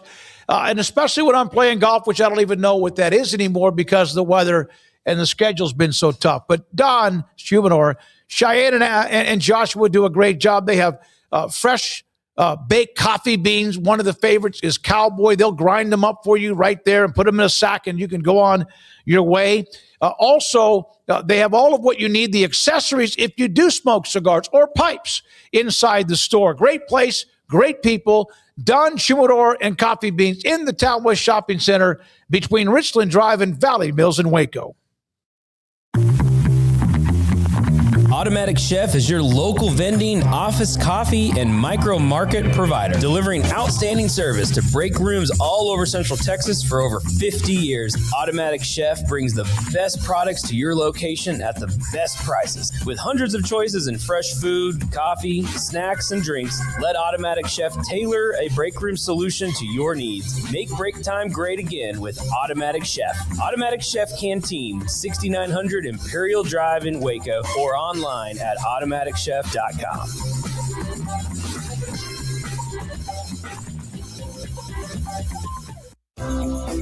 Ideal MRI is a small family business right here in Central Texas. We're open to support you while lowering the cost of healthcare bills. When you need an MRI, ask your doctor for an Ideal MRI. Visit us at idealmri.com or call us at 833-IDEAL-MRI.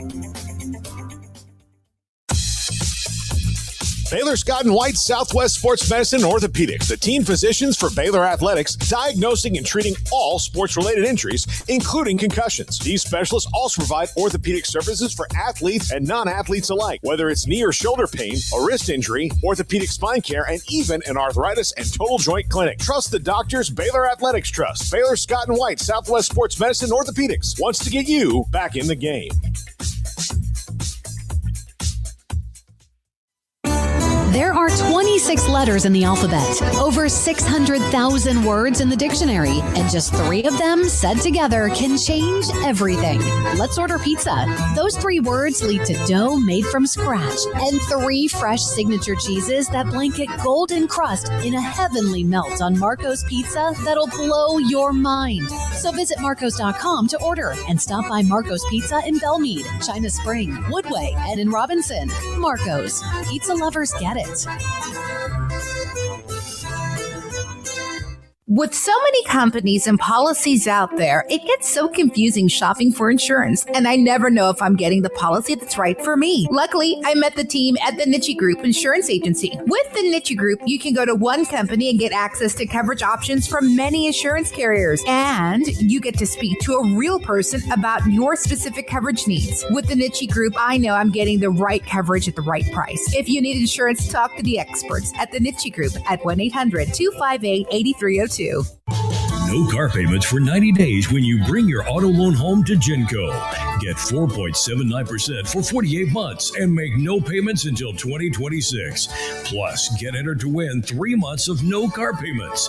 Bring your auto loan home to Genco. Lower your interest rate, save money, and no payments until 2026. Special is subject to credit approval and membership eligibility. Visit GencoFCU.org. Member NCUA. This is Craig Smoak's Off the Radar, presented by Alliance Bank. They take pride in making banking easy. AllianceBankTexas.com.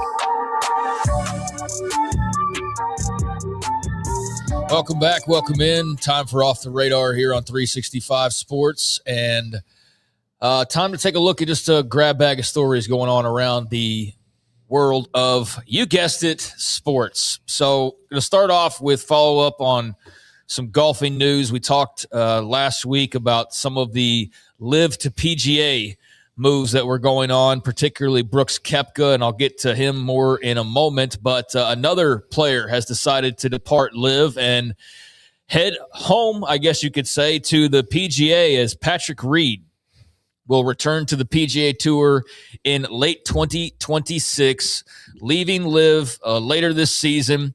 He won the 2018 Masters and then not long afterwards resigned from the PGA, joined Live in June of 2022. He told ESPN that he loved his time on Live, became a different person because of the friendships with players I've made. Family is my priority, and playing closer to them is what really matters. I can't get days back. The PGA said that Reed will be eligible to return on August 25th, which is almost a year after he last competed in a Live event. So he will be eligible, it appears, to participate in all FedEx Cup fall events. He wrote in a social media post, "I'm a traditionalist at heart. I can't wait to get back out there and revisit some of the best places on earth." And he had a whole to-do about, I'm excited to return, careful thought and consideration, all the kind of the usual terms. But he will attempt to get into the FedEx Cup fall fields this season, according to the ESPN write-up, and so on and so forth. So if you want to get into the weeds on like what all this means as far as what he's eligible for and when and where and how and all that, then I know you golf fans will have already sought that out or will seek that out. But Liv also said in an official statement, "We were not able to come to terms with Patrick on a potential extension. We're grateful for everything he contributed during his time on the 4 Aces at Liv Golf and wish him the best." And they basically just continued to wish him well in the rest of the statement and said their focus remains on building teams and a league that fans can believe in and players enjoy, and so on and so forth. So there you go. Another Live return to the PGA with Patrick Reed. He was one of the most outspoken. I remember at a tournament, he was on the range with Rory McIlroy, was hitting shots, and he walked up to talk to Rory's caddy. It was very crickets. And as he's walking away, he flipped a Live tee over on the ground where Rory was hitting balls. He was Mickelson and Patrick Reed, I would say 1 and 2 were probably the most, not only about negative, but the ones who led the charge as far as this is going to go this way, and kind of blasted away at the PGA Tour. He's a gutty player. The U.S. team needs him in Ryder Cups because he's fearless. Won the Masters. I'll never forget that. I'm happy for him. And if either Rahm or DeChambeau flip, then you wonder, if the dam hasn't broken, but if one of those two flip, then I think it is. I think when DeChambeau leaves, he's just going to be what he is right now is the Mr. Beast of YouTube golf. Buddy, I bet he makes millions upon millions of dollars from YouTube. God. Yeah, he's just, and without Liv holding him back, so to speak, I wonder what that would be. Because I don't think I think Bryson DeChambeau, because he is a person who, when he gets deep involved in things, is really kind of gets tense, and we've seen him at his worst. Patrick Reed, I don't know if we've ever seen him at his best. Honestly, as far as he played well just a couple of weeks ago. I'm not talking about playing. I'm talking about interpersonal relationships. I don't think that he's that guy. John Rahm was the one I was always really excited. I thought he was true to the core, but I mean, they offer you that kind of money. It's amazing how you can pause the true to your core for a little bit. But I do think that Liv has had this, they have this idea of team golf, and we're going to make it the elite kind of weekend hack tournament with all these great golfers. But I don't think some people enjoy it, some people don't. I don't think that if you're a super elite player like Patrick Reed was, like Brooks Koepka or Bryson DeChambeau or John Rahm or Cam Smith, that it's really all that challenging to you and it's really all that rewarding to you. I think if you're an athlete at the top of your game, you don't want to be playing, if it's not like Michael Jordan was going to go play in Greece, right? That's what it feels like to me. Yeah, I think the team concept's stupid. That turned me away from it. I mean, I'm not really a golf fan anyways, but I started like the 4 Aces and all. I was just like, this is lame. Yeah, I watched it one time and I couldn't watch it long. I didn't think it was that cool. And as far as I'm about as casual of a viewer as you could get. If that was intended at all, and maybe it wasn't, but intended at all to bring in casual viewers, it had the opposite effect on me. I was like, yeah, this just seems kind of gimmicky to me and almost like pro wrestling inspired to have these teams, although I know a lot of different types of sports leagues have done similar things. So there you go. Koepka, by the way, shot 1 over today, which is like just inside the top 100. He's got to play well tomorrow to make the weekend. Yep. So Koepka has been talking about his return, and I was going to get to that as well. Playing in a regular PGA Tour event, first time since March of 2022. And then afterwards, he went to LIV, where he's been for the last 4 years, and now coming back under the newly created returning member program that's very specific in its rules about who can return or not, but he fell under the specificities. And so he is in the Farmers Insurance Open at Torrey Pines and making his official return. But he talked a little bit about Tiger Woods' involvement in him coming back to the PGA. And when talking to reporters, said, I believe it was September, right around Ryder Cup week, we had to be in New York. We were up there for a little bit. Circumstances kind of changed in my family a little bit. Then that's when I guess things started to change and evolve and just started to have those conversations of what's best for my family. So we took it from there. Then I was, me and Liv, we left that agreement. Everybody was happy with it. They understood the situation I was in, just excited to be out here. So I made that. I think the 23rd I was released and then called Tiger right away. Then that process got the ball rolling. He was asked about why Tiger was his first call. And he said that's who he has the best relationship with when it comes to like the guys who actually have some say when it comes to the PGA. They've always had a good relationship. I felt like that was what I wanted to do. Once I had the opportunity to get reinstated in the PGA, it was exciting and kind of really didn't know what to do. That was the first person that kind of came to mind. So that was Brooks Koepka on Tiger's influence to some degree and now being back. And to me, it also sounds like these guys went off and made generational money for a few years, and now they've got all the generational money, and they don't worry about money as much, and they can come back and still make money but be at home with their families. Like, it's a pretty good hustle if it was planned out that way, and maybe he intended to always be in LIV Golf and thought it was going to overtake the PGA, but maybe it also was just one of those guys that said, I'll just do this for a little while, go make a S-ton of money, and then just come back to the PGA if they'll let me and finish out my career. And that's, he couldn't have drawn it up any better. That wasn't how it was initially perceived. No. It was almost like getting convicted for a felony and you can no longer vote. No, but I wouldn't put past somebody to have sort of the foresight of like, they're not going to ban us from ever returning here ever again. And either way, I'm going to go make tens of millions of dollars and playing like gimmicky team play and all sorts of. And they're right. They're right. 4 majors. He's won 4 majors, Brooks Koepka. Oh, and he did it in a short amount of time. And so it's not like he's not also one of these guys that won one and you couldn't believe it. He's not Y.E. Yang. He's not. Why do you have to bring up a guy that chipped in to beat Tiger? That's the first one that came to my mind. You're right. He's not Y.E. Yang. Yep. So he knew that he had sway. Now, there's probably some other guys on LIV that are making good money, but maybe a little bit bored that know that they can't come back because they don't have 4 majors. Right. Well, he said that part of it was family. That was a big driving force, as he said in the quote. But also, I think it's also and look, I know there's people that like it clearly. And I'm not trying to knock those people or hate on your hobby that you love or anything like that. So I'm sure there's some endearing things about it. I just don't even know enough to really comment on it. But one quote that does keep coming up is the grind or lack thereof with LIV is there's not a grind to it. And he said, that's the fun part. I love the grind when asked about having to work his way back into events now. I've always enjoyed it. It's a fresh start, which is cool. And so, I think he's looking forward to having to actually get back to it in a way, if that makes sense. Kim Coulter, who played college golf, talked about teams. It's a different level and a different type competition where that's a big deal. No, like Ryder Cup's teams. I get the team format of the Olympics or whatever, but I'm saying when it's like the 4 aces and it's just these randomly put together golfers. One tournament in New Orleans every year where there's like a team competition. Here's another thing about they made sure that they cut off that timeline, though, of those who had won majors. And they knew when Mickelson won his last.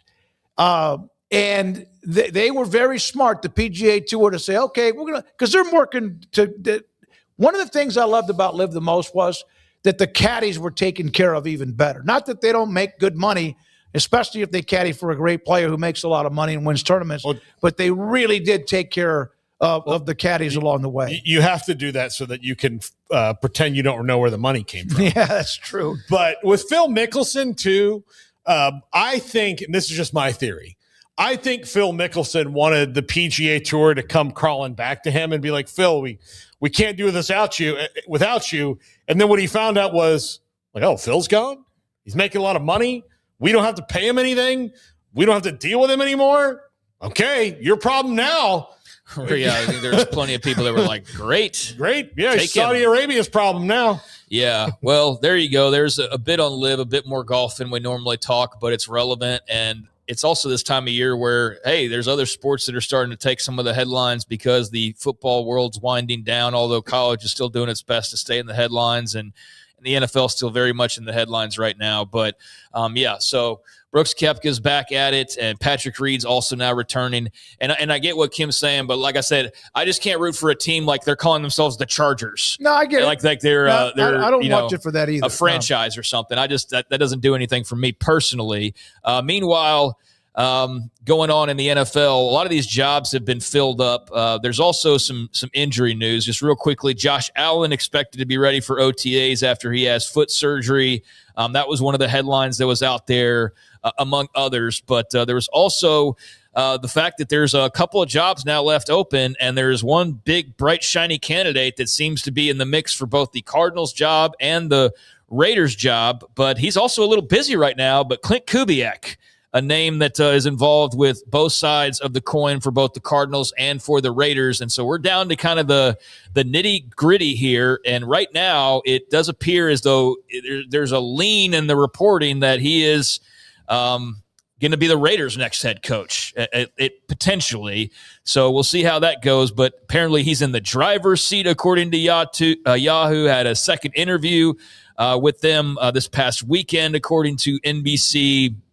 And so on and so forth. So any thoughts on Clint Kubiak coming down to the Cardinals and the Raiders, trying to get him before this thing starts to shut down? Isn't that what John McClain talked about, how the family lineage from Gary to now others is very nice, deep, and very successful. Yeah, the Raiders love them some young coaches historically too. I mean, that's kind of always been their thing, and great for Clint Kubiak if he gets either one of those jobs. My question is, if you are the top candidate for the Bidwells and Mark Davis, like that is, I mean, there's still 32 jobs, and you can do a lot of things. You got to bet on yourself. I also think that when your next job comes along, I don't think people, like the good teams, begrudge you for that because they know what you're dealing with. It's on the job training. But I wondered, if I was down to it and I said, okay, I'm going to take one of these two jobs, what door do I walk through? Because it's both very similar problems. And there are only 30. I know. But there are only 32 of those babies in the world. The door's either one or the other. So I've decided I'm Clint Kubiak. I'm going to do one or the other. I just have to determine which one is going to be the best for me after these rich morons fire me. Like, what's going to be the best for me going forward? Don't think I could stand to look at Mark Davis's stupid ass haircut on a daily basis. I don't know, man. Unfortunately, but being in Las Vegas and all the money and everything, maybe that outweighs it. But golly, so Clint Kubiak, a lot of smoke surrounding him, taking one of these two jobs. I would say the Raiders job's probably more enticing, although somehow, no matter where they are, they always find a way to be the number one or number two pick seemingly in the draft, no matter what, every year, save for a little span here and there. But eventually somebody's got to turn it around, right? So maybe it's Clint Kubiak, or maybe he heads to Arizona, but that's kind of where the coaching carousel scuttlebutt is at this point, as it's starting to really wind down for the NFL. So I'll leave it there because I know we're short on time, and there's a few things off the radar. By the way, Patrick Reed won the Dubai Classic on the DP World Tour, so he picked a good time, win a big-ass tournament, and then make the announcement that you're headed back to the PGA Tour. All right, when we come back, we opened up the show talking about the Brett McMurphy column on the Big Ten and the SEC getting everything they want, but not able to yet decide themselves exactly how they move forward with the college football playoff. We'll have that, the top five, and more. By the way, Brandon Rowe. Also, Garrett Ross, Andrew Valade, and Logan Begesi in studio today, helping get everything out. 365 Sports. Petty Clinic Men's Healthcare in Woodway is now proud to offer you men an exceptional weight management body sculpting product called semaglutide, also known as Ozempic or Wegovy. Semaglutide is an FDA-approved weight management medication. Once-a-week injections of this powerful medication offers an average body fat weight loss of 20% within the first year of treatment. In addition to body sculpting, semaglutide also normalizes blood sugars and has the clinical research proof of reducing blood pressure, cholesterol, stroke, and heart attack risk. If you're like most men and you have stubborn fat that will just not respond to typical diets and exercise, then help us finally hear semaglutide. Affordable, highly effective. Google search Petty Clinic Waco and reach out to the Petty Clinic team today for a free consultation with Dr. Petty to see if semaglutide is right for you. Go to pettycliniclowt.com.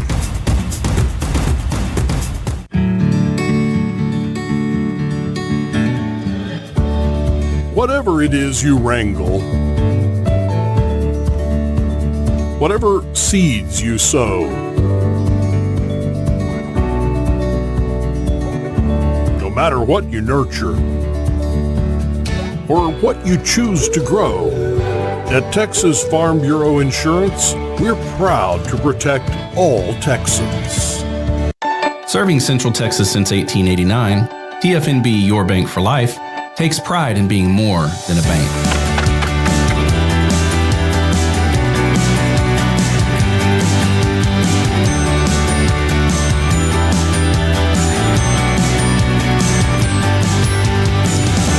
At TFNB, we remain committed to these principles. If you value them too, come join us. TFNB, Your Bank for Life. UBO Business Services. We are a studies-based service organization that is the best in Texas when it comes to copiers, printers, and scanners. The way we quantify that is through a company used by millions of corporations called Net Promoter Score. What Net Promoter Score looks at are your Google reviews. We have a better Net Promoter Score than H-E-B with a 65 and Ritz-Carlton Hotels with a 70. According to Net Promoter Score, if you're a 70 or above, you're considered world-class in customer service. UBO Business Services is an 86 when it comes to Net Promoter Score. You can find us at ubeo.com, ubeo.com. McMurphy on 3 Sports with me. David Smoak, 365 Sports, and saw your article.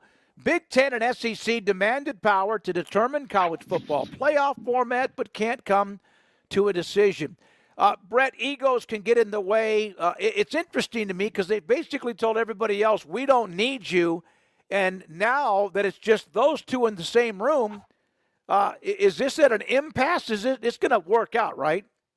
What's your definition of work out? Yeah, they missed the deadline. We're going to stay at 12 for at least another year. I hope that they do have problems because I don't like the way things are going, but that's just me. Right. Well, that's a lot of people have said that. I'm glad they can't decide because I like the 12-team format. I don't want to go to 16. Nobody outside of Tony Petitti's and immediate family wants to go to 24. But unfortunately, there's only 2 voting partners, and he's one of them. So that's what's frustrating. You know, I talked to a lot of people throughout the college athletics, and they're basically they're pissed off that basically the Big Ten and the SEC demanded all this power. They get a lion's share of the revenue, and then because of the egos, they can't decide what they want to do with the playoff. Everybody but Petitti's immediate family wants 16 teams, but none of those people matter except the SEC, and the SEC and the Big Ten can't decide. As soon as I posted my story this morning on Twitter, I got a text message from a non-SEC Big Ten AD that said, "Very well said." And I think it's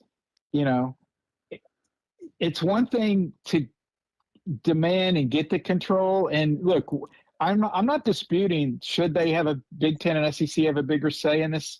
Yes, they should. But then you can't ask for this and then basically you kick the can down the road. And here's the other thing, David. So, Rich Clark, he put out a statement, basically, and look, don't blame Rich. I wrote that. Don't shoot the messenger. It's not his fault. But they said, we want to have more time to evaluate and assess the playoff for a potential change. Well, guess what? The deadline to decide what they want to do for the 2027 playoff is December 1st. So they won't even know how this playoff works out because the deadline's before the 2026 playoff. Oh, my Lord. So it's like, yeah, I mean, this is like, Abbott and Costello for any old timers out there. Who's on first? I mean, this is a joke. And, another big thing, which I do get into the article, and I know from when I tweeted this a couple of weeks ago, where it really was a polarizing topic, is there are a few tweaks to the 2026 playoff that I think fans may not be aware of. And to be fair, these decisions were made actually 2 years ago. So it's not like this decision was made in the last 3 months, but they are relevant changes. And there's basically 3 changes. The first one is each of the Power 4 conference champions get an automatic bid to the playoff. So what that means is if that would have been in place last year, Duke would have went to the college football playoff because they won the ACC. Right. It doesn't matter if they rank number 2 or they rank number 200. If you are a Power 4 conference champ, you automatically are in the playoff. That's one. The second is the group of 6 gets an automatic bid. However, the difference is it does not have to be a conference champ for the group of 6. It is simply the highest ranked team from the group of 6. So, but they will be limited to basically one team. The other one, which this is the one where everyone, has a strong feeling on it, is Notre Dame is guaranteed a bid if they rank in the top 12. Now, part of me is like, look, if Notre Dame ranks in the top 12, they should be in the playoff. I don't have a problem with that. But then why can't we just give the top 12 teams and put them in the playoff? Mm-hmm. But since we have this clause for Notre Dame, it's a very real possibility that Notre Dame could finish number 12 in the rankings, get into the playoff, and the number 10 and 11 at-large teams will not get into the playoffs. And again, going back to this past season, if we would have had this model in place this past season, instead of the playoff field we had, Duke would have been in, James Madison would have been out, Notre Dame would have been in, and Miami would have been out. Yeah, that's so right. That's certainly a lot of people are going to have a hard time wrapping their heads around that. If Notre Dame slots in at number 12 and they get in over number 10 or number 11 at large team, wherever those schools are from. Brett, I don't know about you, but we discussed this a little bit yesterday because there was a story about the G6 and like what you said, it's the highest ranked team, not a conference champion or highest ranked conference champion.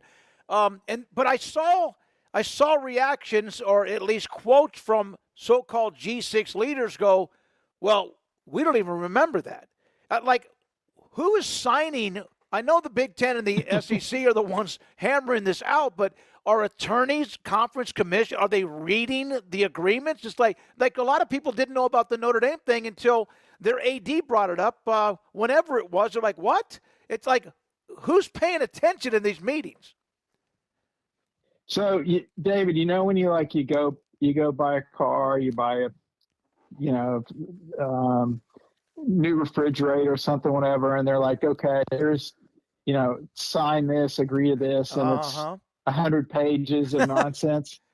I'm pretty sure that's it shouldn't be the same, but apparently it is the same. You scroll to the bottom and click the box that says, yes, I read this, I agreed, all this.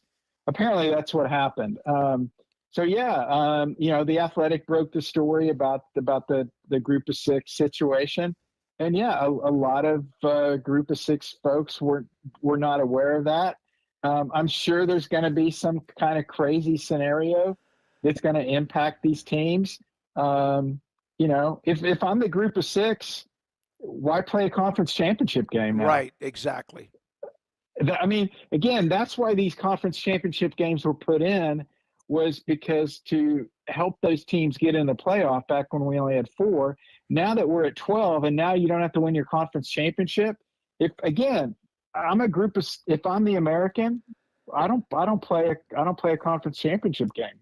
Why am I going to risk my team losing and getting knocked out and letting the Sun Belt or the Mountain West, leapfrog my team because they lost to another one of my conference teams? I mean, that's something I'm sure that they're probably going to discuss, because other than the SEC, nobody really makes a lot of money financially, certainly as much as the SEC leads conference championship games. The SEC started the conference championship games. I don't know if they were the first, but the money was the reason. They were the first, yeah. Yes. So and they got a bunch of money, and of course they continue to get hands over fist. But I'll never forget when the Big 12 was formed. I don't know if you remember this, and this is when they could beat anybody, but they didn't win the first Big 12 title because Texas shocked Tom Osborne and Nebraska. And Osborne back then said, why are we going to play another game that is going to, at times, cost us a chance to play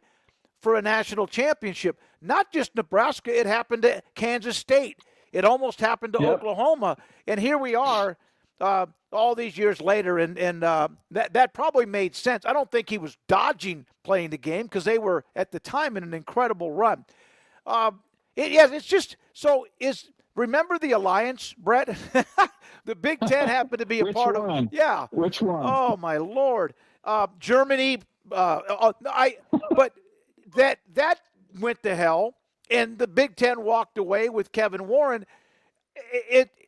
Is this in any way similar? Like, hey, wait a minute, let's do this, and yet here we are. Nothing. They'll eventually get this done, but you know what I get tired of talking about? I know wouldn't it be nice just to talk about football? And I know we're talking games or whatever, but shit, everything is caught up in all this crap. It's great for you, it's great for us, and too much of Trinidad Chambliss or the Bediako, the basketball player in Alabama. It's like that seems to just consume a lot of our content. It's great for us in a way, but I get kind of worn down by it. Yeah, I wouldn't call it great. I'd rather have a dead period. But no, when you mention the alliance, so yeah, the alliance, may it rest in peace. The Big Ten, ACC, and Pac-12 or whatever, that lasted until the Big Ten, basically rated the Big Ten rated the Pac-12. But then again, remember the Big Ten and the SEC. They held some meetings together to kind of talk about the future. That was well publicized. Their athletic directors met and they got together about how they're going to work together, and they didn't call it an alliance or anything. Or I don't think they had time to develop a secret handshake or a crest or anything. But I mean, that thing's done. I mean, they can't agree on a freaking playoff. Yep. I mean, how are they going to agree on other things involving college athletics? And you're right, man. I don't. Yeah, it's quote great for content that there's always something going on, but yeah, I don't necessarily enjoy this, and I don't think the fans do either. I mean, there's just so much stuff. It's just crazy, and it's like, a dog, dogs, a squirrel, I'll run over here. A squirrel, I'll run over here. There's always something that just comes down the pipeline, basically every day, almost hourly now. Yeah, it is. I have one other thing for you, and I appreciate your time as always. Brett McMurphy on 3 Sports, the senior college football writer in America. So the Dabo Swinney press conference last week that people are still talking about, and calling. We had Frank Selfo. He's the head coach at Southeast Louisiana. I've known him for 30 years. He used to coach high school football in Texas, and he's been around. We talked. He claimed that the Georgia president needs to shut up because he himself in that conference is tampering. But no one's going to listen to Frank, although he was a great segment. And then Dabo the next day comes out, and and go scorched earth on Ole Miss. Brett, will anything come out of it? Will anything? Yeah. Anything substantial? Probably not. I mean, until they, there's honor among thieves. Until they can enforce these rules, then nothing's going to come about it. Until the contracts with players, until they're enforceable. Obviously, Damon Williams stayed at Washington. Miami's getting their QB from Duke. They reached an agreement. Right. Until all these different things, I know this is different than what you asked me, but until there is some teeth to tampering or poaching or whatever they want to call it, until there are some actual penalties that will stop these coaches from doing this, then yeah, I don't think anything will change.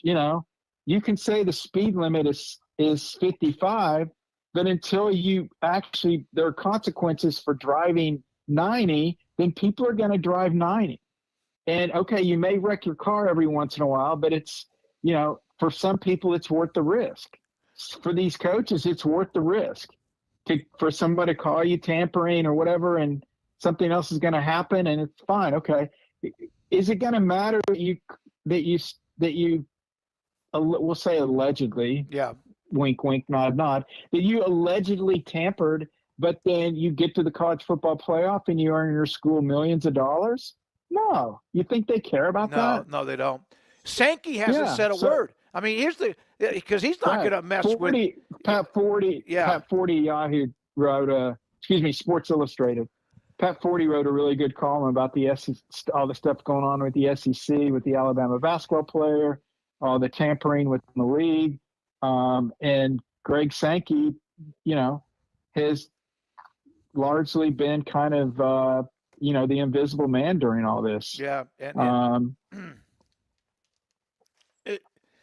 he's normally not very quiet. He likes to let everyone know how he thinks. But Petitti's kind of the silent assassin. Which I appreciate. Yeah. I have no issue with that. If you want to ask me which type of leadership I prefer, Greg Sankey or Tony Petitti, I'll take Greg Sankey every day of the week. Yep. He will discuss topics. He will take things head on. Petitti's he's like Puxatawny Phil. He puts his head in the hole and it sticks it out once a year to see if there's going to be a Big Ten season or not.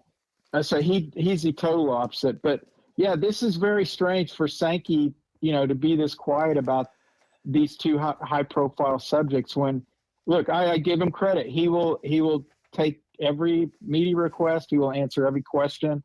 So yeah, the rare criticism of Greg Sankey. It's just, I guess, because it's so out of character for him also.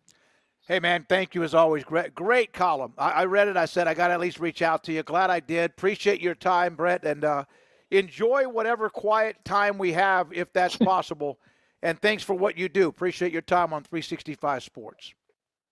During the Start Something New sales event at Allen Samuels Dodge Chrysler Jeep Ram in Waco. Drive a new Ram 1500 Lone Star Crew Cab with $13,000 off or choose 0% financing. Get a new Laramie Crew Cab 4-wheel drive with 3.9% financing for 72 months plus $15,000 off MSRP. Explore in a new Jeep Grand Cherokee Laredo starting at $31,990.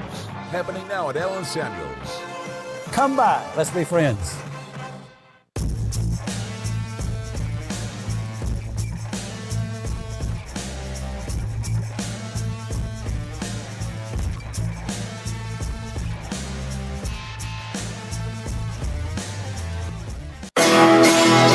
This is Paul Catalina's Top 5. Welcome to Paul Catalina's Top 5, brought to you by flagandanthem.com. Go to flagandanthem.com. Use our promo code 365sports for a discount at checkout. Bill Belichick's not the only first ballot Hall of Fame snub. Actually, in my research of this, I found that the NBA is actually pretty good at putting people in on the first ballot. They don't make too many people wait too long.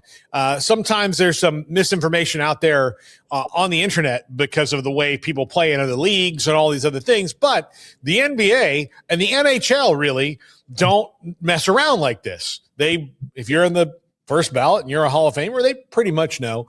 The Pro Football and Major League Baseball don't necessarily get it right every time, and we know that. There's controversy. So let's go through those two halls and some pretty big first ballot snubs, but all these people eventually got in, like Bill Belichick will get in. Number 5, Chris Carter.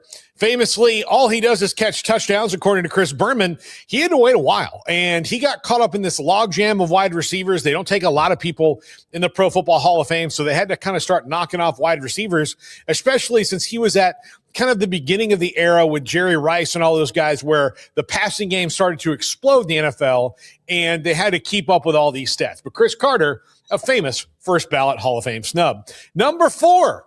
This one completely took me by surprise, even though I probably knew this in a previous life. But Joe DiMaggio had to wait till his 4th time on the ballot to get in. Jolton Joe DiMaggio, maybe the greatest player of his era. I don't know the greatest, but one of the greatest players of his era.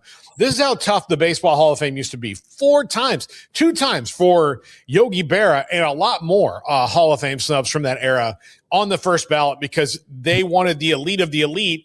And to have to convince somebody 4 times that Joe DiMaggio deserved to be in the Hall of Fame after he retired is nuts, considering not only was he one of the best players in this game, if not the best, he was by far the most popular player of his era.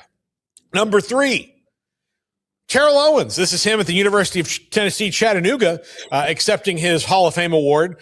Chattanooga, Tennessee, famously not Canton, Ohio. He was so mad that he didn't get on the first 2 go-rounds, he got in on his 3rd, that he wouldn't even go to the Hall of Fame ceremony and did it at the University of Tennessee, Chattanooga. Terrell Owens, famous for rational decisions, but he was mad and made the Hall of Fame feel it. I don't think that they cared that he wasn't there, but he's in and they don't have to worry about him anymore. Number 2, Willie Roaf was the best offensive lineman of his era, an 11-time Pro Bowler, an All-Pro, and all these things. He was a first ballot Hall of Fame snub. Now, he got in on the second ballot, much like Bill Belichick will almost certainly get in on the second ballot next year, so they don't have to deal with this again. But Willie Roaf, not a first ballot Hall of Famer, and I had to include this because he's a lineman, and while I was nowhere near his level, I'm also a lineman, and once a lineman, always a lineman, and we stick together. Lineman power. That was we had to like a gasping deep breath. That's the slogan. That's just the slogan. Number 1, Cy Young did not get in on the first time. 511 wins. 511 wins for Cy Young. No one will ever do that again. And I guess they thought that somebody eventually would get 711 wins when they did this, but Cy Young had to wait. The damn award for pitchers is named after Cy Young. He had to wait to get in. Baseball writers have always been a pain. They're weird, man. I love baseball writers. I know a ton of baseball writers, great guys. But for the most part, they're weird, bro.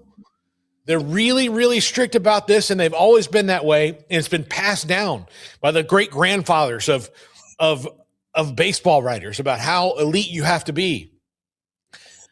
Cy Young did not get in on the first ballot. He had 511 wins. No one else is even that close. It's nuts.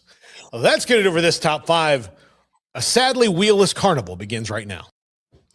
Well, we will have, we're not doing that. The wheels, it's gone until we get it on digital, which is Andrew and Logan. They're getting that worked out. And also news on 365 Sports tonight, overtime. We're going to move that to Fridays, and Andrew's going to put up, there you go. There it is. You can send your audio, questions, opinions, whatever it is, comments to that URL. Slide it in there. It's uploaded, and then we'll be able to play it when we do 365 Sports Overtime probably tomorrow night. So there were 2 baseball players on that top 5. And number 4 was Joe DiMaggio. Before we get to this, Joe DiMaggio took 4 ballots to get in. One of the best and solidly the most popular player of his era. Yep. Number 1 was Cy Young. Yeah. Second ballot Hall of Famer. Whose name is on the trophy for the best pitcher in baseball. 511 wins, which means that a lot of those writers thought, well, somebody's going to get to 512 eventually. Yeah. It's insane. Yeah. So. But yes, let's go to the trivia questions now. Willie Mays was not a 100% vote getter. All right. Only 5 head coaches in NFL history have been inducted into the Hall of Fame on the first ballot. Which legendary coach was not one of them? Almost made my list. Vince Lombardi.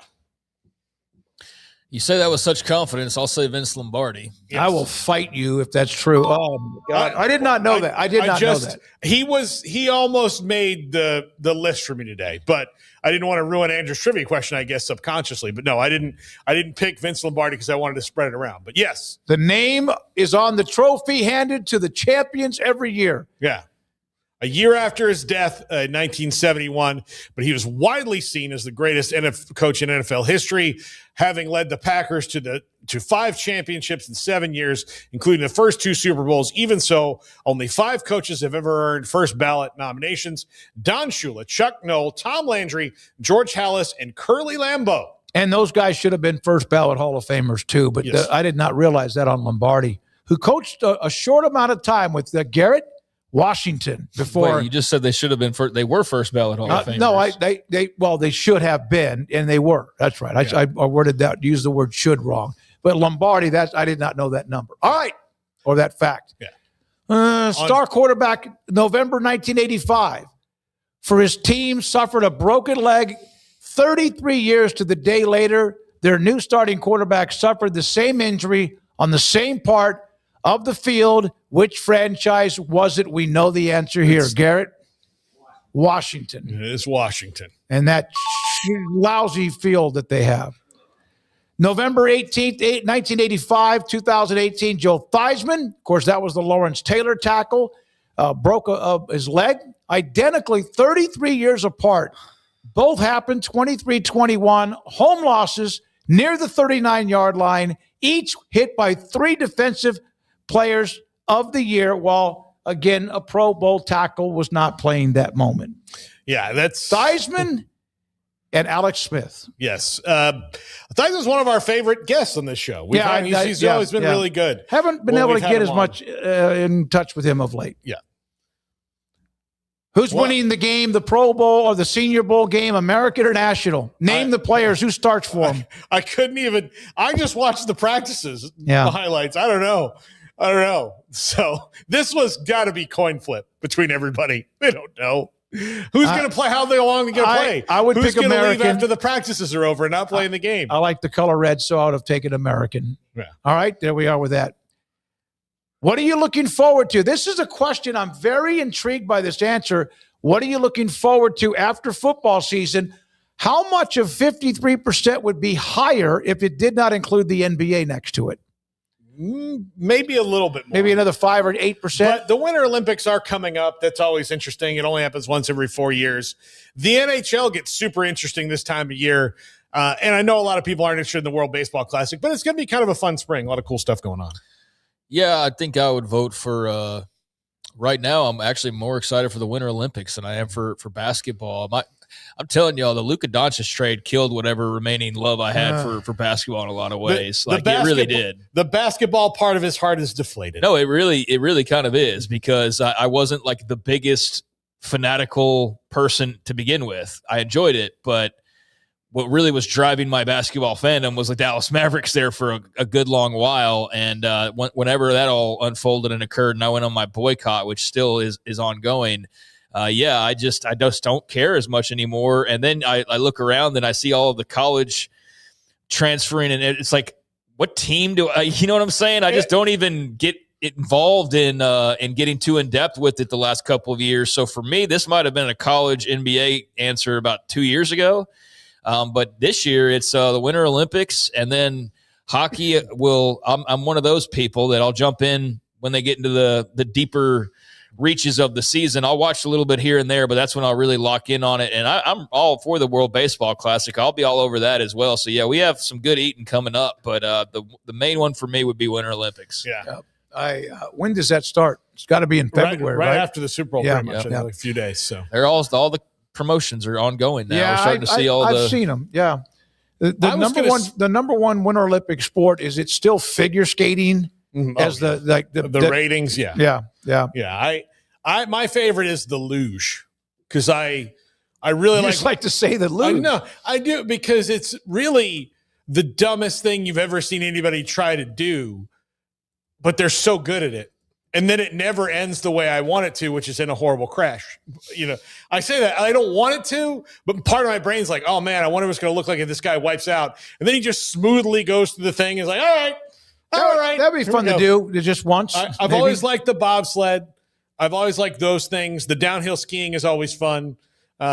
It's all things. I think I like the Winter Olympics because outside of curling, even recreationally, there are zero things in the Winter Olympics that I can actually do.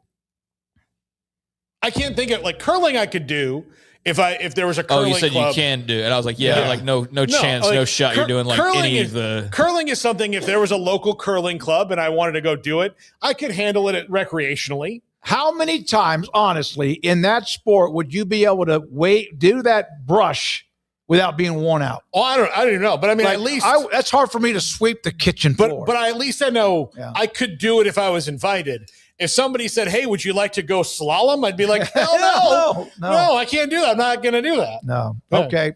Well done, Andrew. Thank you, sir, very much. Andrew Valet, Logan Bagessi, Garrett Ross, and also Brandon Rowe. We're back at it again tomorrow. Zach Elbert 1, and then we'll be on at 3 o'clock, so we do appreciate you. Corey Dickman in the studio right now as we're about to have a little bit of a meeting from Rogue Media Network and 365 Sports. For Craig and Paul, thank you for what you do watching us every day. We'll see you tomorrow, and good night.